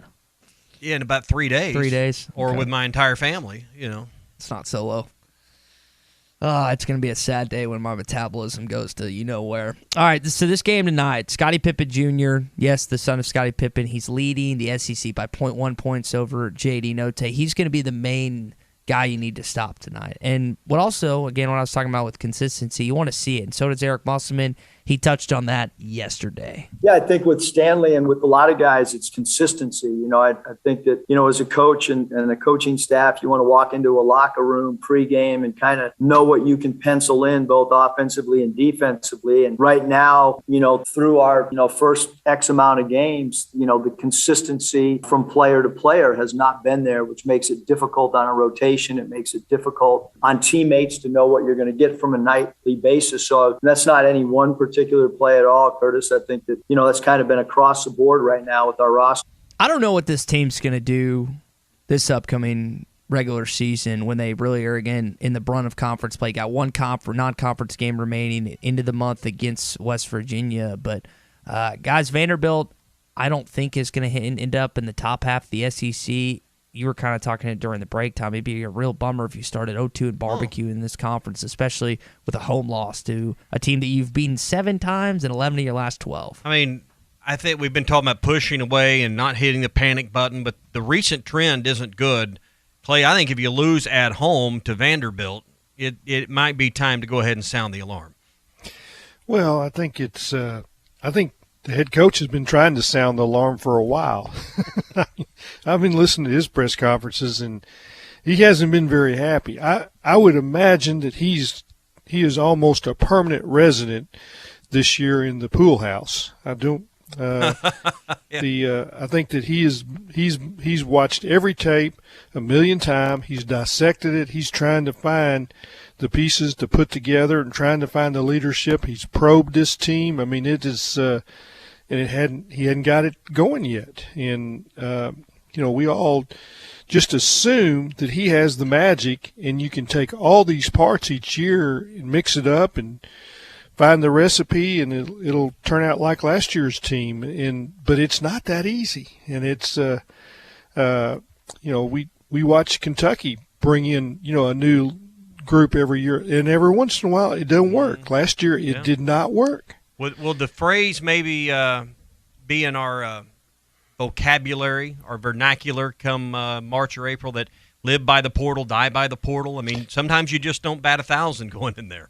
Yeah, no, it's true. And you think you got the right pieces, and sometimes it just doesn't come together. But the thing to me that's got to be fixed is the defense. I don't know how many points they gave up in the second half against Mississippi State, but it was a bunch. I think it was 49 or something like that.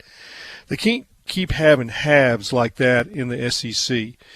You can't score enough to overcome that. And not enough possessions. No, and it's turnovers lead to points on the other end.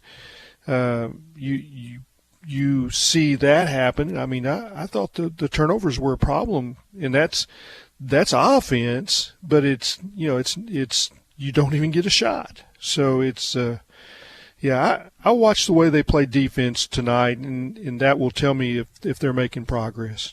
Their opponents right now, y'all, are shooting about 36% from the three-point line. That's 286, and you were talking about straight line drives earlier, Clay. One of the reasons that Arkansas is giving up such a crappy three-point percentage is because they're getting beat mano-a-mano, one-on-one, and then you've got other guys that are sucked into the lane, have to help, and they're giving up wide-open three-pointers. And I know that's something Eric Musselman. Defense is hard, and again, it's not going to get easy. It's an effort thing. Any easier in this conference, and I keep going back to what this team was last year. We can talk about Moses Moody being a lottery pick. We can talk about bright young guys that gave you stuff offensively, but it was tough to score on Arkansas in the back half of the season. And you want those guys that are currently on this team right now to play with the same mentality that last year's team did. They haven't done it to this point. Doesn't mean they can, but something's got to flip in order for this team to get things going moving forward. So, again, tonight, 7:30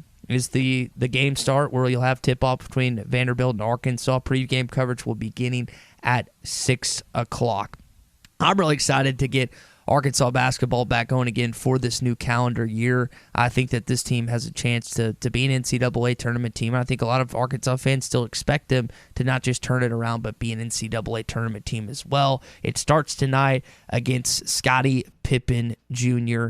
and the head coach of the Commodores, Mr. Jerry Stackhouse. 877-377-6963 is the number that you can call or text in here to the Morning Rush. Coming up, we will get into your SEC update. We know Georgia is a favorite in the national championship game. The line's moving in favor of the Bulldogs. What do y'all think about that? That's next.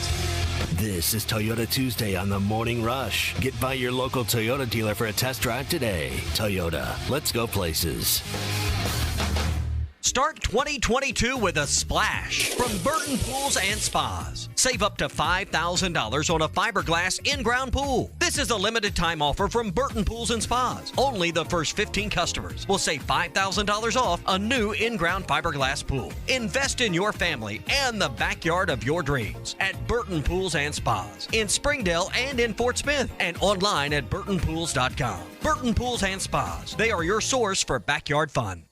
Standard Materials Group has immediate openings for ready-mix drivers in the Northwest Arkansas area. If you have a CDL license without an automatic restriction and want to be home every night, want to work with a company that offers great pay, benefits, and a great team environment with growth opportunities, apply today at jobs.crh.com.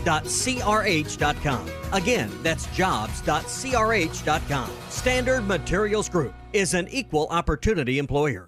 At any of the Clay Maxey companies, it's just an easy, customer-centered experience. We wanted to make it a one-stop shop, so we added Kawasaki and Can-Am and Hustler and Worldline. It's really been a nice add for us. We provide full service. We're doing pickup and delivery. We were able to add the Vexus line, which is a premier basketball line. We want to make it easy. We want you to visit us at any of the Clay Maxey companies, Clay Maxey Ford and Harrison, Berryville, Motorsports, Marine, or Clay Maxey NWA. Riley Farm Dental, at the entrance to Riley Farms, provides every type of dental care and procedures for you and your family. From general dentistry, braces, implants, and cosmetics, Dr. Bo Sparkman and Dr. Brogan give all of their patients better lives with a better smile, more confidence, and a comfortable experience every time. Riley Farm Dental, 5901 Riley Park Drive, Suite A, at the entrance to Riley Farms. Call 226-3500 for an appointment or visit RileyFarmDental.com. Did you know that sometimes roof damage goes unnoticed? Have you seen a few houses in your neighborhood get new roofs in the past couple of years? It could be that your roof has damage. Brothers Roofing and Restoration is a properly licensed and insured local roofing contractor in Arkansas. Brother Alexander has over 25 years of experience in home insurance adjusting and residential roofing. Let Brother come do a free inspection of your roof. He'll give you a complete analysis of your roof and work with your insurance company if it needs to be replaced. So call 479-353-3877 to arrange a time for Brother to inspect your roof. Are you looking for a new place to call home? Whether you're looking for an apartment, duplex, townhome, or a house, Trinity Multifamily has you covered. They even have options in surrounding states, from Texas to Michigan and Kansas to Tennessee. If you're looking for a new place to call home, make Trinity Multifamily your first call at 479-452-1817. That's 479-452-1817. Or online at trinitymultifamily.com to search rental properties near you. There's more to a tractor than just horsepower. A tractor also needs weight to get that horsepower to the ground. With TYM, a heavier tractor comes standard. Many of the TYM models weigh more for the horsepower than comparable tractors from the big names, and tractors that weigh more do more. See Bush Tractor at their new location at 6100 South Zero in Fort Smith, or log on to bushtractor.com to see how they can upgrade your productivity. River City Bistro is Fort Smith's favorite place for lunch, dinner, and brunch. Open 7 days a week, both on the patio and cozy dining room. River City Bistro, locally owned and open weekdays 11 till 8, Saturdays 10 till 8, and Sundays 10 till 3. Want River City Bistro curbside to go? Just search on Facebook or Instagram for River City Bistro or go to rcbistro.com. River City Bistro, 7320 Rogers Avenue in the Stonewood Village Shopping Center. Hi, I'm Kelly Smith, owner of Dixie Digital Imaging. Would printing from your phone or tablet make your life easier? Are you emailing files to yourself so that you can print them from your desktop or laptop? The Xerox VersaLink and AltaLink lines of network printers and multifunction printers will natively print using your phone's built-in capabilities. Apple AirPrint and Google Cloud Printing just work. To order yours today, give us a call at 783-6600 or visit dixiedigital.com. Dixie Digital Imaging, bringing document innovations to the River Valley. Hi folks, Larry Rath here for Rath Auto Resources. I'm so excited to be starting our 30th year of helping folks drive better in the River Valley. With tens of thousands of vehicles sold, we've learned a few things about what our customers want when they're buying a nicer, newer car, and what kind of service they expect after the sale. That's why we have a non-commissioned sales staff, Rath Road Ready Used Cars, and one of the top Meineke Car Care Centers in the nation. But we understand you still want to save money when you buy. That's why this month you can save up to $3,800 below retail on the biggest inventory of Rath Road Ready vehicles we've had in over 2 years. Plus, with used cars still hard to find, we're giving up to $2,100 above fair value for your trade-in. If you're keeping the car you have, let us take care of it for you in our Meineke Car Care Center with half-off brakes and buy 3 get 1 free on all tires. What a great time to save and start driving better today with Arkansas's favorite used car dealer, Rath Auto Resources and the Meineke Car Care Center, 4515 Towson Avenue, Fort Smith, or online, rathauto.com. ESPN 95.3. Somebody said we've got SEC bias. Deal with it. They're the best. In the SEC, it just means more. I know one thing. The SEC just got a little tougher. This is your SEC update on the Morning Rush. Brought to you by Ashley Air. Keeping your home comfortable is what they do best. Trust them with your heating and cooling needs. Go to AshleyAir.com to request service today. No, Bruce Stan was joking about it earlier. John Rice Plumlee, the backup quarterback for Ole Miss, was also on the baseball team. He is entering the transfer portal. I don't know if y'all saw his post, but he put it out in like a 5-page, typed out different thing. 5 pages, and people were making fun of that. And it's like, it's the most Ole Miss thing I think I've ever seen. I didn't know they could write 5 pages worth of words at Ole Miss or read them either. So what's the old phrase? Thank God for Mississippi. Well, thank God for Ole Miss and Mississippi. Tomorrow night's Missouri and Mississippi State basketball game has been postponed due to COVID implications. I thought we were past this point. Oh, no, it's worse. The numbers now are, in Arkansas, I was looking at the report, nearly 28,000 active cases right now. And there was like a 1,700 gain, positivity rates over 20%, and the Christmas surge is on right now. Is the deal that this new variant's less potent? It's less potent, but isn't it more contagious, Clay? Isn't that? It's 70% more contagious. But not as lethal or severe, I think. Well, we've had a lot of people vaccinated, which has helped. Yeah. But it's hit my family, so I'm got my fingers crossed that it's not severe. Yeah. I saw this with the football game upcoming on Monday night that Alabama is, again, the underdog heading into it, 2.5-point underdogs. The line has shifted to a little point.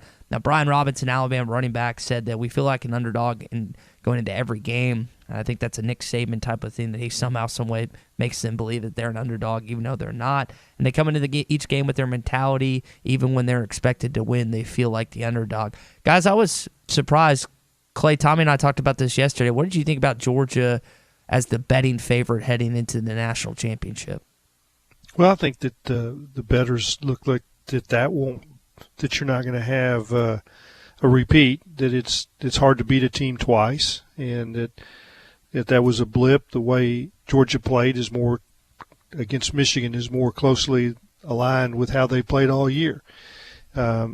But I will say this: I think that Saban probably is enjoying this. That they would beat Georgia, and then Georgia would be the favorite again. Would you say that is just the kind of rat poison that he likes for the other team and motivation for his team? I think you look at Alabama, and if they're the underdog, man, I think that's that's easy money, right, Tommy? Isn't the pressure on Georgia? They spent all year at number one. They had the better regular season, and here we are at the end where Alabama didn't have to play under the pressure and the brightest spotlight of being number one. This Alabama team's not as good as it's been in the past. This is a good team, not a great team. All these things, and here we are. They're the number one seed in the 4-team playoff. And they didn't have to expend all the energy and the pressure of being undefeated, being number one, all of these things throughout the course of the year. The A&M game may have been a favor to him, Clay. No question. And I think the pressure on Stetson Bennett is immense. I mean, I think that he's looked upon that his performance against Alabama the last time is the reason why that they were unsuccessful. I mean, through interceptions, he missed guys. I don't think his team helped him. I mean, that defensive secondary was toast. But they have to do something different to get pressure on Bryce Young. I mean, that's just the nature of football. The team that hits the quarterback most is the team that wins, right? Jordan Davis has got to have a better game this time. One of the biggest differences in this game relative to the last game, they had John Mechie. Was Mechie injured in the second quarter of that game? I think it was the second quarter. It was in the first half, yeah. They don't have him at all. And if I'm Georgia, I know their secondary isn't necessarily their strength, rather relative to Jordan Davis and Nakobe Dean at linebacker, but just bracket Williams and make someone else beat you. I mean, double team him the entire game. Don't get yourself in one-on-one situations because he's going to beat his man mano-a-mano. The Baltimore Ravens, Drew, your Ravens did that to Devontae Adams the other day. I know they still lost, but, I mean, if you're Alabama, and I know Alabama's got a bunch of guys in the works. I think it's Jacoby Brooks is the one that caught that game-time touchdown against Auburn. They've got some dudes, but you can't let Williams beat you like he did in the SEC championship. I think what you're saying is there's other guys that can still beat you. So. But you take those chances, right? Is there any pushback for you and Clay? You cannot let Jamison Williams go for over 100 yards like he did against you in the SEC championship This isn't game. basketball. This isn't basketball. We'll just let the best player score all he wants, and we'll keep everybody else from scoring and win that way. I don't think that theory will work in football. Well, I think that if you look at how Georgia plays, if they cannot put any pressure on Bryce Young, he will eventually find the receivers. I mean, if you give him 5 seconds, you can double them, but they're not. They're going to break free. They're going to run comebacks. They're going to run crossing patterns. If you give them that much time, and that's what I saw over and over in the first playoff game or the SEC championship game, that they just didn't have any pressure on Bryce Young. And I think Kirby said it at halftime. It's like, we have to. If you don't get him, he will get you. And he's that good. Yeah. And he would step up in the pocket and look like he was going to run, and then he'd find somebody. And he's terrific. He has poise. They have other receivers. There's no one as good as Mechie, but those young receivers were all highly rated. They're not like their dogs. And I think that the other part is that if you're doubling receivers, that means safeties are not playing in the run game. And that was death for Cincinnati. They played with a light box and doubled receivers, and Alabama says, we'll just run it right down your throat. And it's basically what Arkansas did against Penn State. That Penn State played their safeties deep in the third quarter, and it was and they got terrific. The offensive linemen got out on the linebackers, and there was no one to stop them. I didn't understand. I remember reading that from you. I don't understand why Penn State did that because there's no because of the deep passing ability of KJ Jefferson all year. I mean, you've given him the deep pass, he's hit it. But how many 175-pound safeties want to tackle a 245-pound quarterback running full speed? That is fair. And sometimes when you get a heavy box, that opens up more run opportunity because there's no one on the back end to help you out. But and they're playing a young safety. I mean, that was another position that they lost a player, and it was a big thing in the game. The 5 defensive players, you lose 5 defensive starters, and that is a huge deal. And this was mentioned in the postgame afterwards by the Penn State writers that there were 3 freshmen that didn't play in the game that they would have liked to have used, but it would have burned a redshirt year. So that the backups weren't able to play. So you had second teamers out there that had to play a whole game. Never had to do that all year. So I mean, just think about it. If you just say we're going to take out Hayden Henry, Bumper Poole, Joe Fouché, Monteric Brown, and play defense. You think that would have stripped Arkansas? It would have. I think that Clifford might have found a few more touchdown passes in that game if that was the case.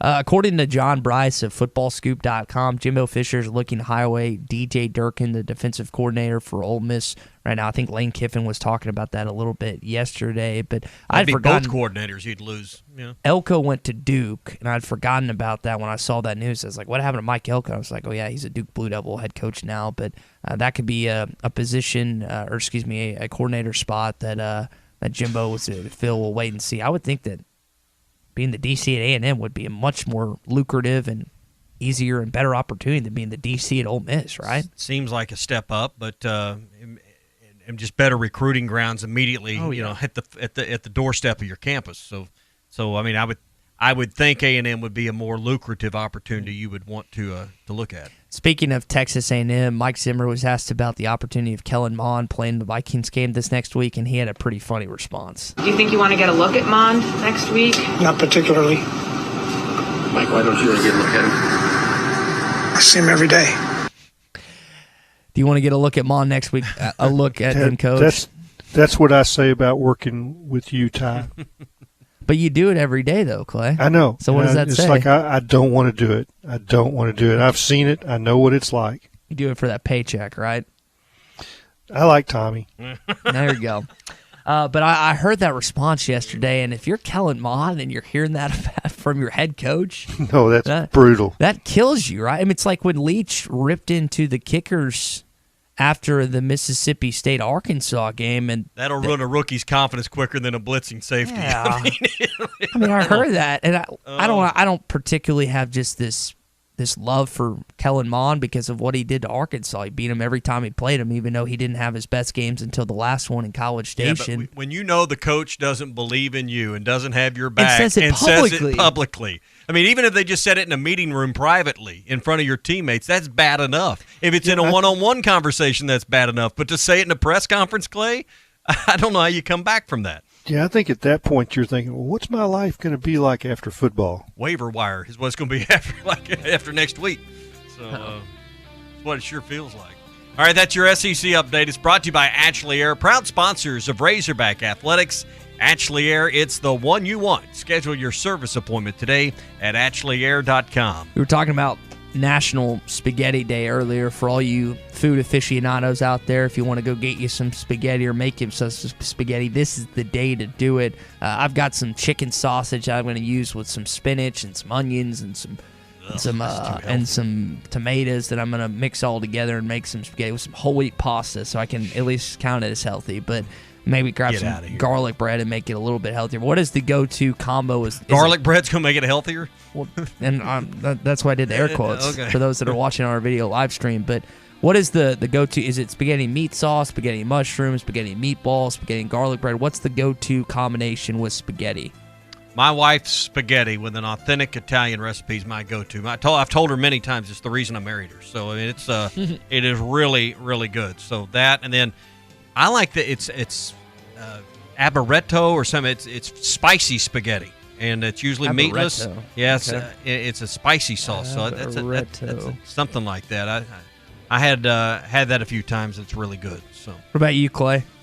Well, I used to my favorite place to go for spaghetti was Mary Maestри's in Tiny Town, and that doesn't exist anymore.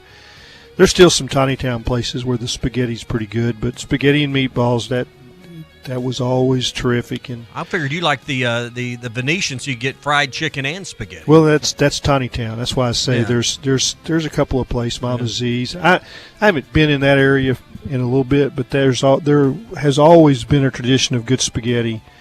And I think that Grapes Festival, they always had good spaghetti, the Tiny Town Grape Festival. I've never been to that, but I've heard great things, Clay. Yep, but it's, there's a place in Little Rock, kind of, that was my staple growing up, Bruno's Little Italy. I think they've moved downtown. They have good spaghetti, and it's you can get it with meatballs or mushrooms or all that kind of stuff. So Gene Inn makes good spaghetti, too. I got to make a vote for that. Well, make sure maybe she'll make you some tonight. For Clay, for Tommy, and Drew, I'm Ty. Everyone have a great Tuesday. The temperatures may be cooling down, but at Wheels RV in Northwest Arkansas, the deals are still red hot. Whether you are enjoying one of over 50 state parks or tailgating with your favorite team, Wheels has the right RV to help you enjoy fall in the natural state. And at Wheels RV, every new unit comes with a lifetime warranty. So get out to Wheels and see why they were voted best RV dealership in Northwest Arkansas. Wheels RV, 5 miles west of exit 72 off I-49 in Springdale. Seek, explore, discover with Wheels RV. Hello, welcome to Virtual Reality, where absolutely anything is possible. What would you like to do today? Anything, huh? I think I want to drive the 2022 Toyota Camry. I saw it the other day and it looks super sporty for a sedan. Sure, here you go. Wow, V6, 301 horsepower, but it's still such a smooth ride. Would you like to drive it